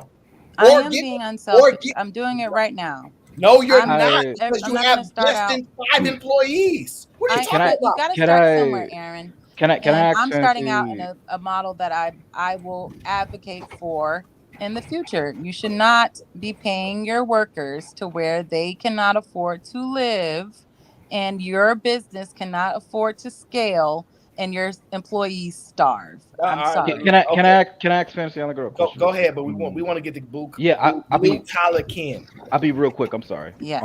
Yes, sir. So what percentage of profits can a company make? And then like, so if they make like maybe 25% of profits, does that automatically mean that every employee of the company has to get a pay raise after that? So every quarter that the company makes No, 25. no, No, no, that's what I'm asking you. I don't know what you're. no, because you have to take into consideration what they made that much profit. You have to Uh-huh. consider what they did, what they also added to the business, or what they need to add to the business. So I'm not gonna say, oh yeah, the employee should just get a raise every time automatically. That doesn't make any sense. But you just said that GM they're Isn't making that like what you said record. though? Yeah, you said they're making record profits. So therefore, Yes, they're making record profits. Oh no, Aaron, don't leave. but she just said the GM of the company just said that they have different things that they have to pay for the Yeah, company and different. and she's offering them 20% this year and offering herself 34% over 4 years. My argument is she could offer herself 30% over the next 2 years and offer them probably Well, less wait, than 20% over the next few years so that hold they on, won't be fantasy. getting just an increase this year. Hold on, fantasy. I thought I was under the impression that they were asking for 34 over 4 years and not. So I don't know No, where the you're. CEO is getting 34 over 4 years and they're getting 20 over 1. Yeah. That is, I'm just saying, I understand that you guys think that that is fair. I'm just telling you that I don't think that is fair. I think that is shady. I think that is unfair to your workers. But you're assuming that with that 20% that they bump they would get on the 1 year, they wouldn't get like a cost of living adjustment every other year. She didn't mention a cost of living adjustment every other year. Well, I that's would fair. So I'm be. just assuming what she said. All she Yeah. said was the 20% and her 34%. My issue is the fact that she could do a 34% and their 20% for a year, and I believe that's fair. But for 4 years, I know that they're calculating in that they're going to be making more money. So it's like you're doing the 34% based off of these 4 years instead of the one, so that you can make more. You're already making 34% of the profits, but you're going to obviously make exponentially more over 4 years versus their 1 year 20% profit increase, especially spread.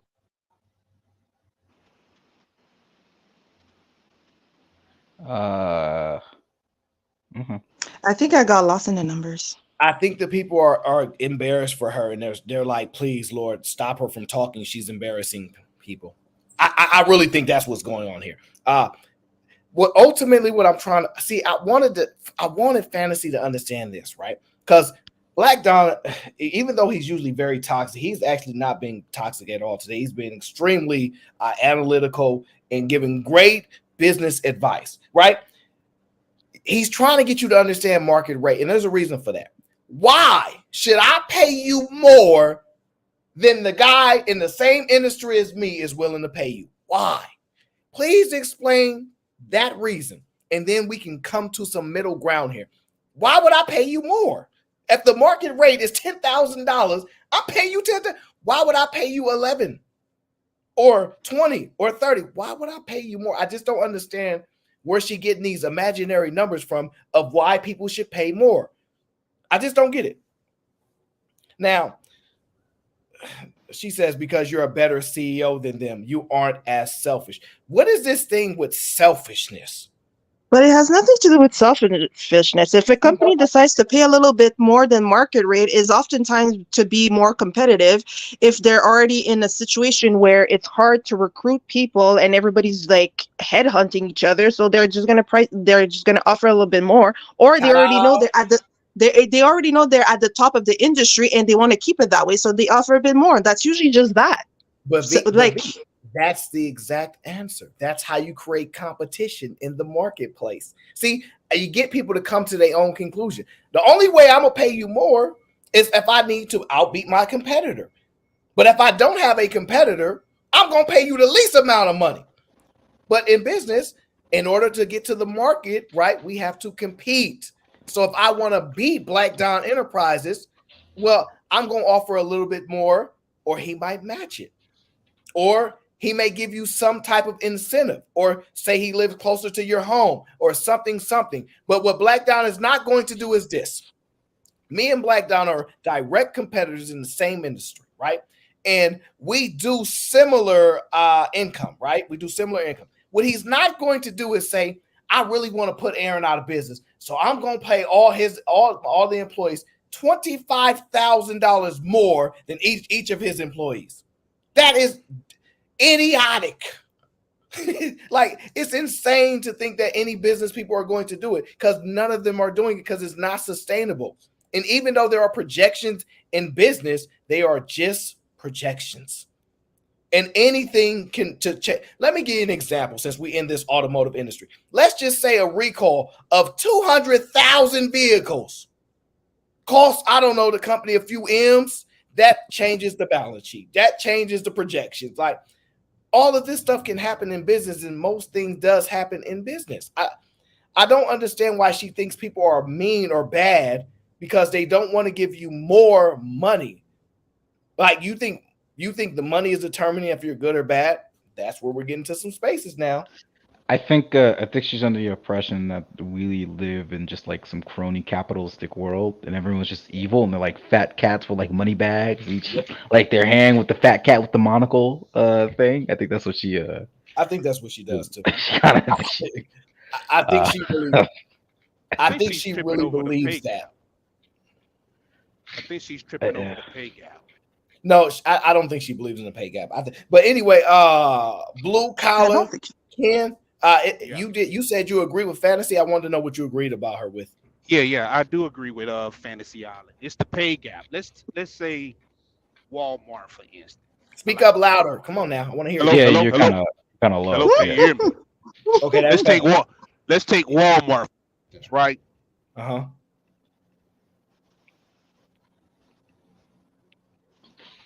Okay. Yeah, I just had a phone call. phone call. Yeah. Yeah. Let's take Walmart, for instance, and y'all can do the numbers and fact check, Mm-hmm. So the CEO can make what, 50 million per year, right? The board of trustees can make 50 million per year. Profits are 5 billion per year. So Okay, there he goes. He's right. Oh. Mm-hmm. Your audio's going in and out, my guy. Yeah. I keep getting a phone call. Yeah, that's the problem. You have CEOs getting paid millions of dollars while somebody in Mississippi that works at a store getting paid $8 an hour. I think those companies can at least boost the pay up, especially if billions of dollars. Can we agree on that? No, and let me tell you why. This is what y'all all get messed up. Because y'all live in like some level of like delusion land. Let me tell you what happens, right? Let's just say we give y'all more money. Let's just say we do. And I'm saying all they gonna do is charge you more at the grocery store to basically it's effectively gonna cancel out any more money than you making. And even if you thought this was reasonable or sustainable, why don't you go out and do it and prove us wrong? Why do y'all want other people to prove your theories right for you? Why don't y'all want to go put the work in, invest all your capital, go out and raise seed money and promise people a return on their money, lose all of their money, lose $1 million for people, lose $2 million for people, lose your mom's life savings? Why don't y'all go risking people's money, then go out and try to make that company, make it overly successful, and pay all these employees all this imaginary money that they deserve? Why don't nobody go out and do that? I think econ should be like a mandatory class in high school. I think it should just like everyone has to take it. It should not be optional. Go ahead. Sorry, Ken. Oh, hey, I'm sorry. Go ahead. No. Go ahead. Okay, so here's the thing, though, Aaron. Mm-hmm. The big box stores like the Walmarts, the Apples, they're gobbling up the small businesses. They're doing that. you could go to a hardware store. Once upon a time, you could go to a mom and pop store that sell cakes and pies. Walmart doing all that good business ran all of those businesses out. Okay, so there are no options other than to work at a Walmart.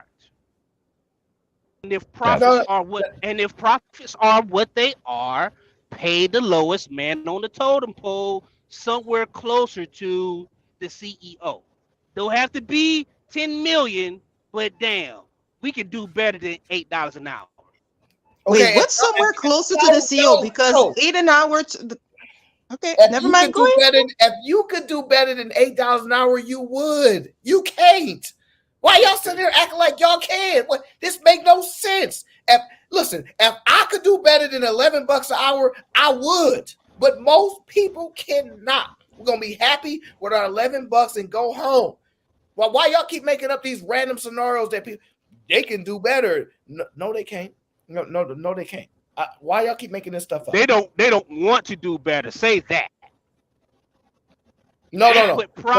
They put profits over people, Aaron. I don't assume that. I assume the people that are complaining are the ones that don't want to go out there and prove the way that they say it should be done can be done. That's the only thing I've noticed. They always say what other people can do. They never say, I ran a business. I paid people more than market rate. We were profits was running through the roof. We were sustainable for 20 years. I never hear those conversations. You know what I hear? I tried it. I tried to run these businesses so well, we went out of business in 5 years. That's what we hear. Like wait, real quick. Did you just complain about a business putting profits over people? A business putting over people. A business. $5 billion in profits while I'm making $8 an hour and the CEO is getting paid $50 million. That's a problem. Do you know what a business is? Go ahead, sir. Go ahead, sir. The whole identity of a business is to make profit. Like that's the whole shtick. So why are you I don't understand why that's a problem. I just want to go back to that. Okay. How much profit is enough? As much as they want. Real question. It's their business. And that's what I'm saying. And that's what I'm saying. There should be okay. I don't have to pay you $8 an hour. I can make the decision to pay you $20 an hour. I'm making enough money to do that. My balance that, you know what? I could pay every employee $30 an hour and still profit $3 billion at the end of the year. Where are you getting? How are you?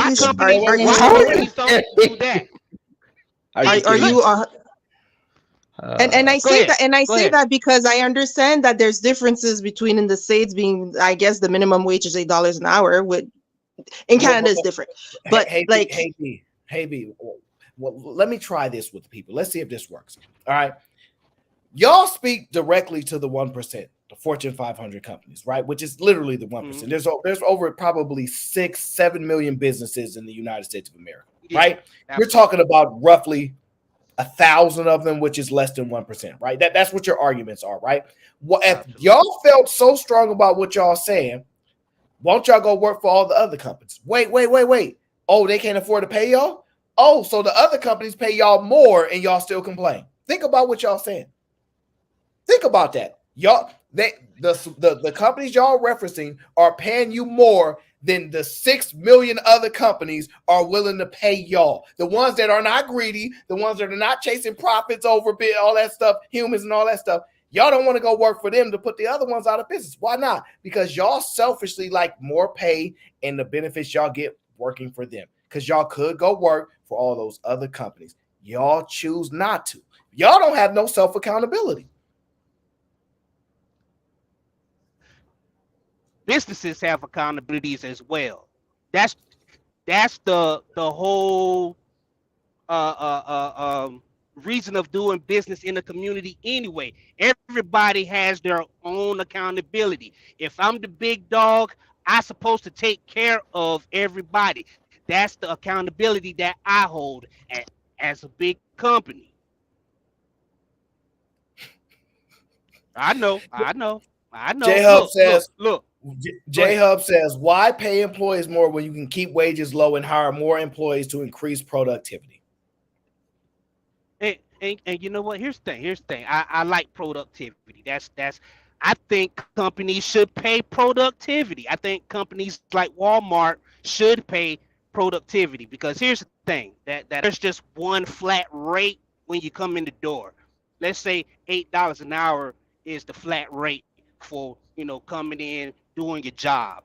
There should be some incentives when you do more. Can we agree on that? Let's say that you're running the cash register, right? And on cash average, register? Let's say that you run the cash register, right? $8 an hour, right?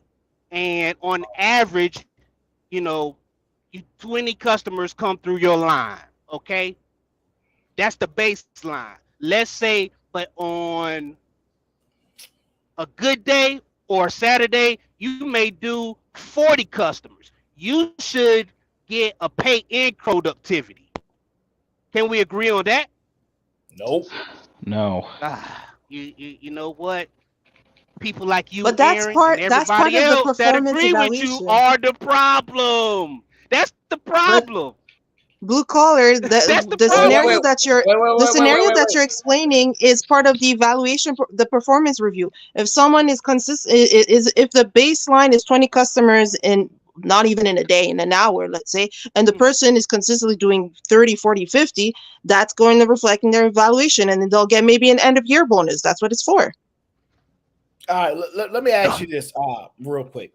If you go to Walmart, right, and you buy something, right, and you walk up to the cash register, right, and you say, you know what, you a good employee. I'm gonna pay you more money, like out your pockets, right? Since you value those employees so much, you care about them so much. How come you don't give them money out your own pocket? You know what? Walmart employees can't receive tips, sir. But go ahead. Oh man. Go ahead. They can't receive tips. Okay, so let me ask you this then. Where do you tip? What industry do you tip people? Hospitality, Starbucks, McDonald's sometime. Whenever I receive good service, I tip. Good service? Wait. Yes. No. Let me tell you a little bit. So you gotta understand. Not average service, but good service. Go ahead. But let me give you an example, right? See, y'all look at the numbers and go, man, those employees did a heck of a great job. What if it was just Black Don? What if Black Don was the one person in this department, found something, made the company $50 million more in profit? Him only. He identified it, made the money. But it's on the balance sheet, and they go, dang, we made $50 million more than last year. And they're like, we all should get a raise. And it was really only Black Don that identified that, but he worked for the company. How you think that should play out then? Black Don should get paid what he's worth. These companies should definitely focus. Here's the real conversation with. I don't think you just realized what you just agreed to. Please think about what you just said real carefully, please. Let me land my plane. I got you. Okay, I want to make sure you got a map because I don't want you to crash. Here's the real conversation. I'm not getting paid what I'm worth. It's one thing that Black Don get paid what he gets paid. I want to make sure that what I'm worth. It just so happened that Black Don, he has an issue where he's getting paid. Sarah has a problem with she's getting paid. I have a problem with what I'm getting paid. I want to get paid what I'm worth. But go ahead, Black Don. The reason why I said you wanted to be careful with this is because if a CEO gets paid $50 million, that's how much that CEO is worth. And if you're the ordinary employee working in a company and you only get 43,000, that's how much you're worth. So therefore, there's nothing wrong with what Aaron's saying. You just made his point. And that's why I was saying you should probably be careful what you're about to just say next. But in what you're saying is that's a problem though. Like these two things contradict each other. Well, we know those negotiations aren't really the same when we're talking about employees and CEOs. That's kind of a disingenuous statement to make. And That's my what he thing said. is, well, my thing is, I want to come up here and challenge you and Aaron because I would say that that thinking that you have has destroyed the fabric of America. Thank you, sir. America is not based. Americans is not just built on just raise up the CEO in these companies and forget the workers. You have to pay everybody a livable wage. If you don't, you have a whole bunch of people out here living below the poverty line. And at some point, we can't just say profits over people. We weren't built on that. We have ghost towns because of that ideology right there. And if we're just going to say forget all of the people, then we're done as a society. So since you came up here to get this work, I'm gonna say shout out to you, brother. I appreciate you coming up before you get this work. It's all love. But you're gonna get this work. Let me make sure we understand each other, right? What you are saying is that people shouldn't work jobs if they're not getting properly paid. Agreed? You said people shouldn't work jobs if they're not getting properly paid. That's what your argument is, right? People need to be getting paid a livable wage. So what you're saying is if people are not going to get paid a livable wage, they should stop working, correct? You should be looking for a livable wage. But like you said, you're already building an argument that a company doesn't have to pay you that. And you're doing business in America. I'll repeat the question so that way you can take a position. Do you think people should be working at a place that is not paying them a livable wage? In my opinion, no. So problem solved, right? Because if people choose, no, that's not the point, Aaron. So you trying to build that premise. That's not the point. I see what you're doing. No, yeah, because you're trying to build that premise. My thing is that every company that does business in America that was receiving profits should at least pay its employees a livable wage so they can survive. Fantasy Island girl just said she couldn't pay her employee a livable wage. No, I thought she said she couldn't pay herself a livable wage. She No, she said her employee. She's an employee of the company, right? Yes, but she's also the owner of it, right? What's your point? She got to take a salary, right? If Fantasy says they should be forced to take a salary, she said she couldn't take a salary, so you should shut the business down, right? Well, no, that's up to you as the business owner. You can decide whether to keep it going because guess what? Hey, at the end of the day, you're going to take your profits either be year 5, year 6, year 7. But if you have an employee, you like I said, you should pay them a livable wage. Okay, I'll try this. This is much better, right? This will be much better. Do you think do you think we should elect somebody to tell everybody where to work and what type of job they should do? Or do you think people should have free will to decide where they want to work? Because I can solve your problem if you can answer that question. Hold on. Can you say that one more time? You said that if people... Yeah, go ahead, Aaron. My bad. Of course I can, brother. Do you think we should elect somebody to determine what jobs and where everybody should work in their life? Or do you think that should be based upon where the individual decides what they want to do and where they want to work with their life? It should be based on the individual. Just answer the question. It should be based on the individual. So you want the individual decision to determine where you work? Yes. Do you know we have an at will, like people are working at will, right? You do know that nobody's forced to work. You do know that, right? Yes, I know that. So if people are choosing to work for money that is not sufficient to their desires, what do you want us to do about that if that's what they want to do?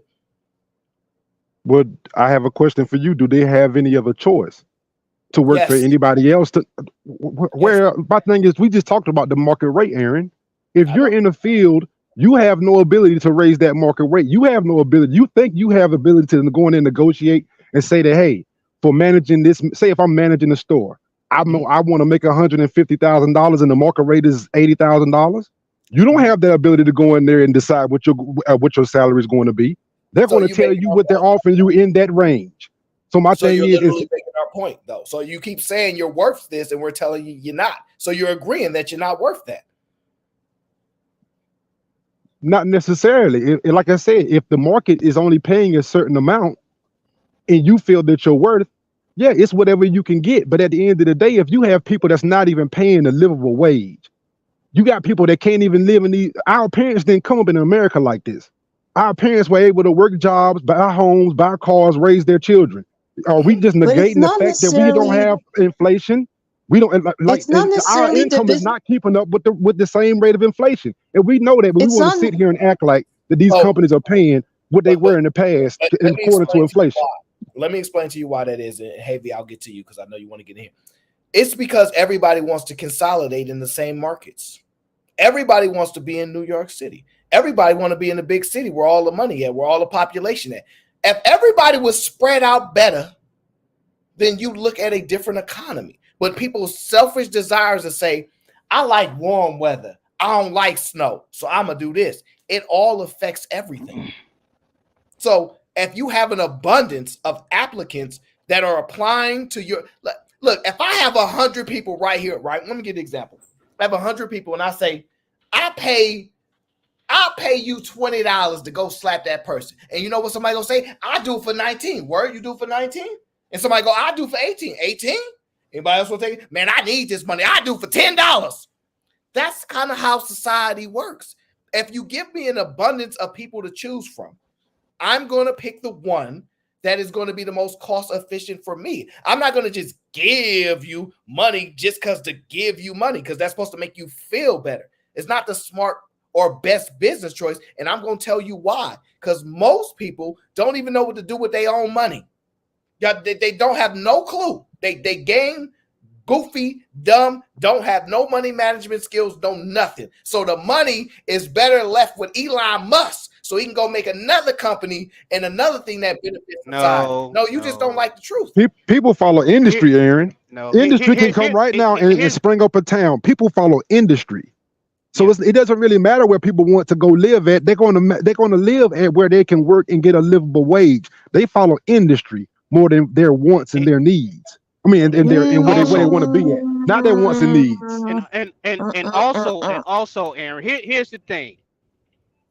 Black people, kind of the workforce anyway, right? Black people left the workforce, the working class people, working class black folk. That's why you have these Mexicans coming over the border, creating a new working class, right? What? These companies know that. You heard what I said. You heard what I said. I might have heard it, but I don't think I understood it. Okay, look, black people, white people, lower class, lower pay. They understand that they're not getting paid what they're worth. So you know what? Construction workers, you know what? I'm not going to get paid that. I feel that I'm worth more than that. I'm not. These big companies are saying, okay, fine. There are 5 Mexicans out there at the Home Depot right now. I'm going to pay them cash money, no benefits. That's a problem, Aaron. So question, where did those black people that went? To the skies? Did you just bring up Elon Musk as somebody that's great with money? Oh, God damn it. No, I was making a point. I was using an arbitrary name that most people know. Okay. Because he's like the biggest welfare queen out there, right? Yeah. You don't have to pick Elon Musk. I was just using a name that people know. That's all. Okay. All right. Like in terms of government aid, class of people that's coming in. Go ahead, bro. You got it. Go ahead. And to the point that I think it was Mufasa who said that people follow industry. They don't.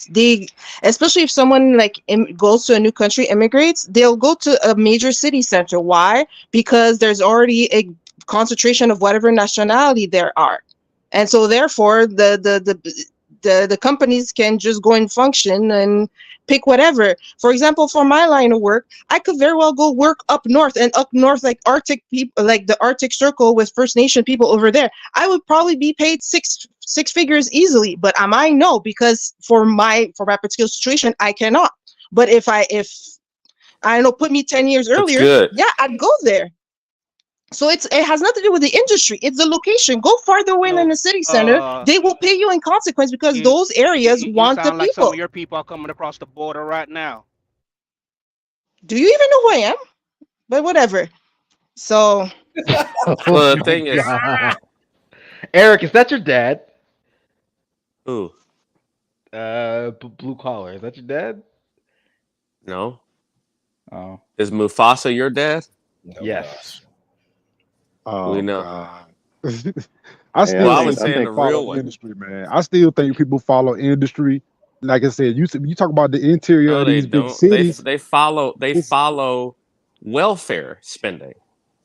They follow that. They're not following industry because if they were following industry, they're going to these city centers because these city centers have the most to offer in social services. That's what it is. Like English is a if these immigrants were to go to backwoods Tennessee, they would be ousted in a heartbeat. If you would put a bunch of I was talking Venezuelan about kids, Americans, though. but somebody was talking about why immigrants go to big cities, city centers, right? Oh yeah, that was her. That was her. Okay. Okay, so I was following that point. I think y'all got this all mixed up, man. No, Like you got literally, it, Mama. You got it, brother. Hey, I misunderstood. Yeah. Hey, yeah, you were talking to her. My bad. nah, I feel like from the beginning, the point of business is to make as most profit as you can. It's not to pay you a livable wage. It's not any of that. I mean, a lot of people feel that's what it is, but at the end of it, it's for the company to make money. It's companies out here that, like me, for instance, I operated a company that paid people when I first started out more than what I made. You know what I'm saying? Do you know how that I put in way more hours than everybody, but the people working ended up making, when I did the tax returns at the end of the year, they ended up making more than what I made. It didn't take but 1 or 2 years for me to figure that out. Do you get what I'm saying? It's not about you making what you think you're worth. You're worth um what like the market value. If I can get, my job as a company is to get the best person that I can find for the least amount of money that I can get. If I can get if you think you're great and you cost $20, but I can find somebody that's just like damn near close to you, but I can pay him 10, I'd rather have that person. I think people get I think people think like people go into business to give them jobs. What is the third largest employer of people in the United States? Tell me. The United States government. Right. And how many of those people are getting paid what they're worth? They get paid more than what they're worth. Right. I would agree with Absolutely. that. Okay, Absolutely. so the thing is, like, we have the thing is, nobody believes in what they're saying with this because we would all be for a government shutdown. Like, if we could get, I think the problem is, I think there are a lot of people that would take those jobs at a lower rate, but are we really ready to deal with the fallout behind that? There are what do you literally mean? people like people that do IRS jobs. It's a lot of jobs in service industries and stuff But that they people. don't. Just like teachers and all these other people, they all have unions. That's what I'm saying. The government, the one of our largest employers in the United States, will have rules for their own employees and then tell others that they don't need any rules for themselves. I'm trying to understand what you're arguing against. You're saying that because government pays for certain jobs that everybody should be paid quote unquote fairly. I think like you said, like you're proving a point that those are government jobs. It's not the same as a regular person who's out here for No, profits. The no. government's not in it for The point. profit. There we go. There we go. Right. So then, where's the whole thing of shutting that down? You said that you had a business where you were paying people more than they were worth, right? Yeah. What is this telling you about a country where the third largest employer is paying people more than what they're worth? Like, I mean, I don't feel a shutdown would be that bad, probably for an extended amount of time.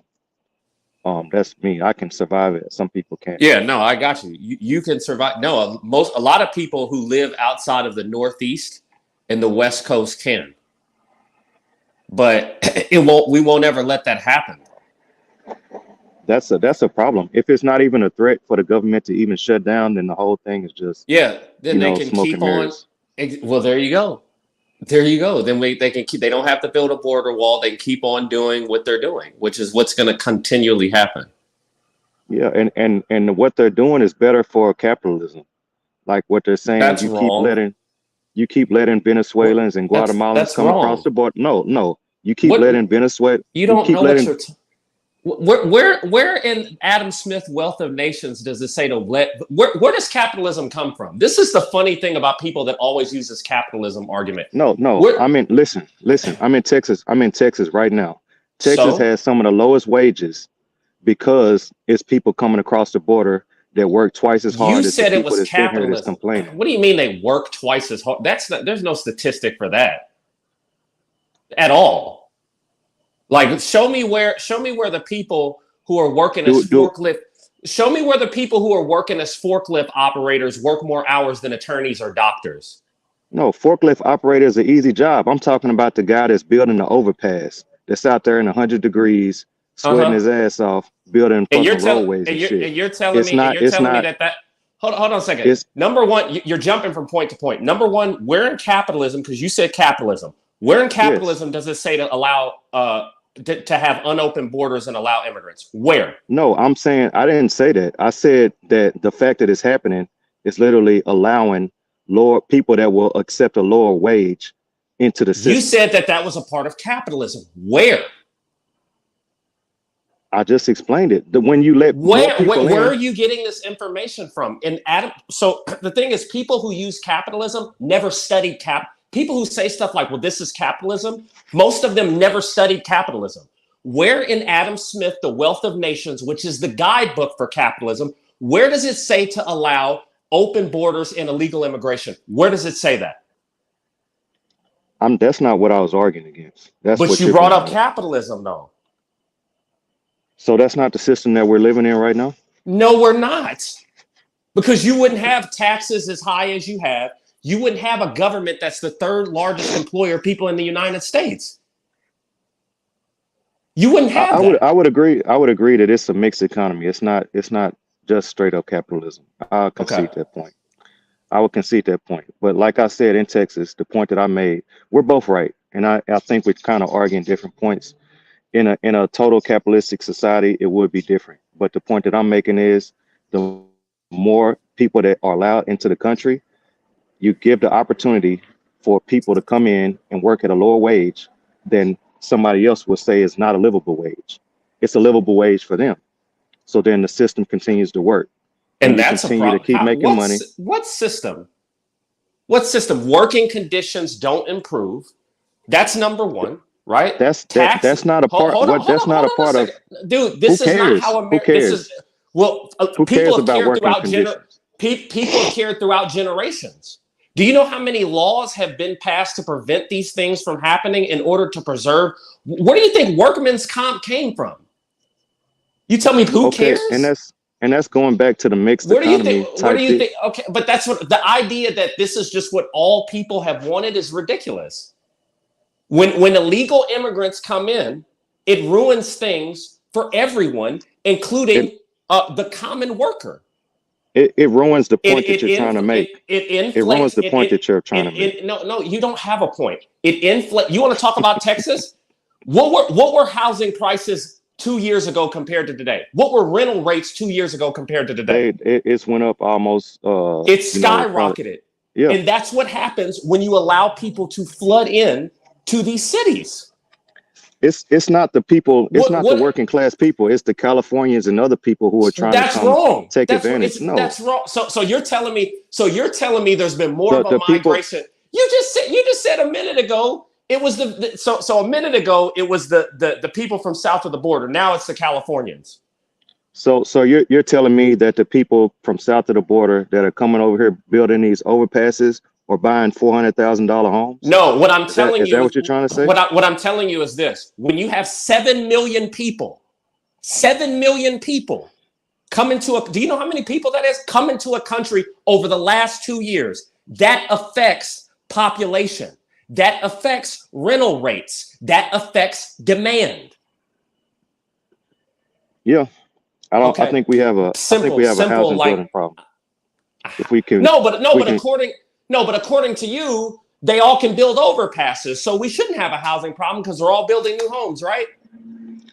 I mean, yes, they actually are. I see them throw up houses all day, every day. No, But they come here for infrastructure. They come here for free housing, free education for their children, free health care, and all that. And most don't progress. This isn't a progressive group. And it affects everybody. It affects your wages. It affects your rental rates. It affects everything. It affects traffic. It affects all of that.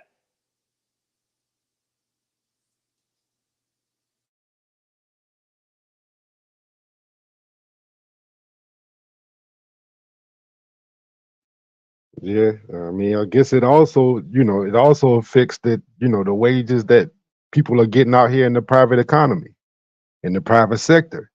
This is why we need to fight to increase them to go along with inflation. Because if not, people aren't going to make it. Crazy. But don't worry though, because if it was such a problem, I actually read this about Texas. Aren't they having a special section next week in Texas about they're about to start locking people up? I think I read something about this today. The governor is having a session next week about actually locking people up. Something that should have been happened. This is something that has been an issue from the very beginning of America, and people have passed all types of laws against this type of stuff. There's a reason why there's already laws against it. Like there's nobody today that's under the age of 100 that hasn't seen law. Like if all of this stuff was wanted, it would have been going on in 1960. It would have been going on in 1950. But there's all these laws that are against this type of stuff because it's something that people don't want. But we have a group of people that are not following the law. the laws are kind of different everywhere. Like I said, in Texas, it's no unions. You don't see unions and stuff in Texas. It's no Laws are right to work. different everywhere. Aaron, please So tell what? what So we that, was. so We was so gangs. where is it We was all legal? gangs. All of us. We was gangs. We have reached the conclusion of the Aaron O Show. Thank you for tuning in. Your boy gotta get something to eat. I appreciate y'all. Thank y'all. But y'all know where to find me at because more work is to be done. Make sure you hit the rewatch gang. Make sure you like, comment, and you can subscribe if you like. But either way, I'll see y'all later tonight on This Is Fight Club. Until then,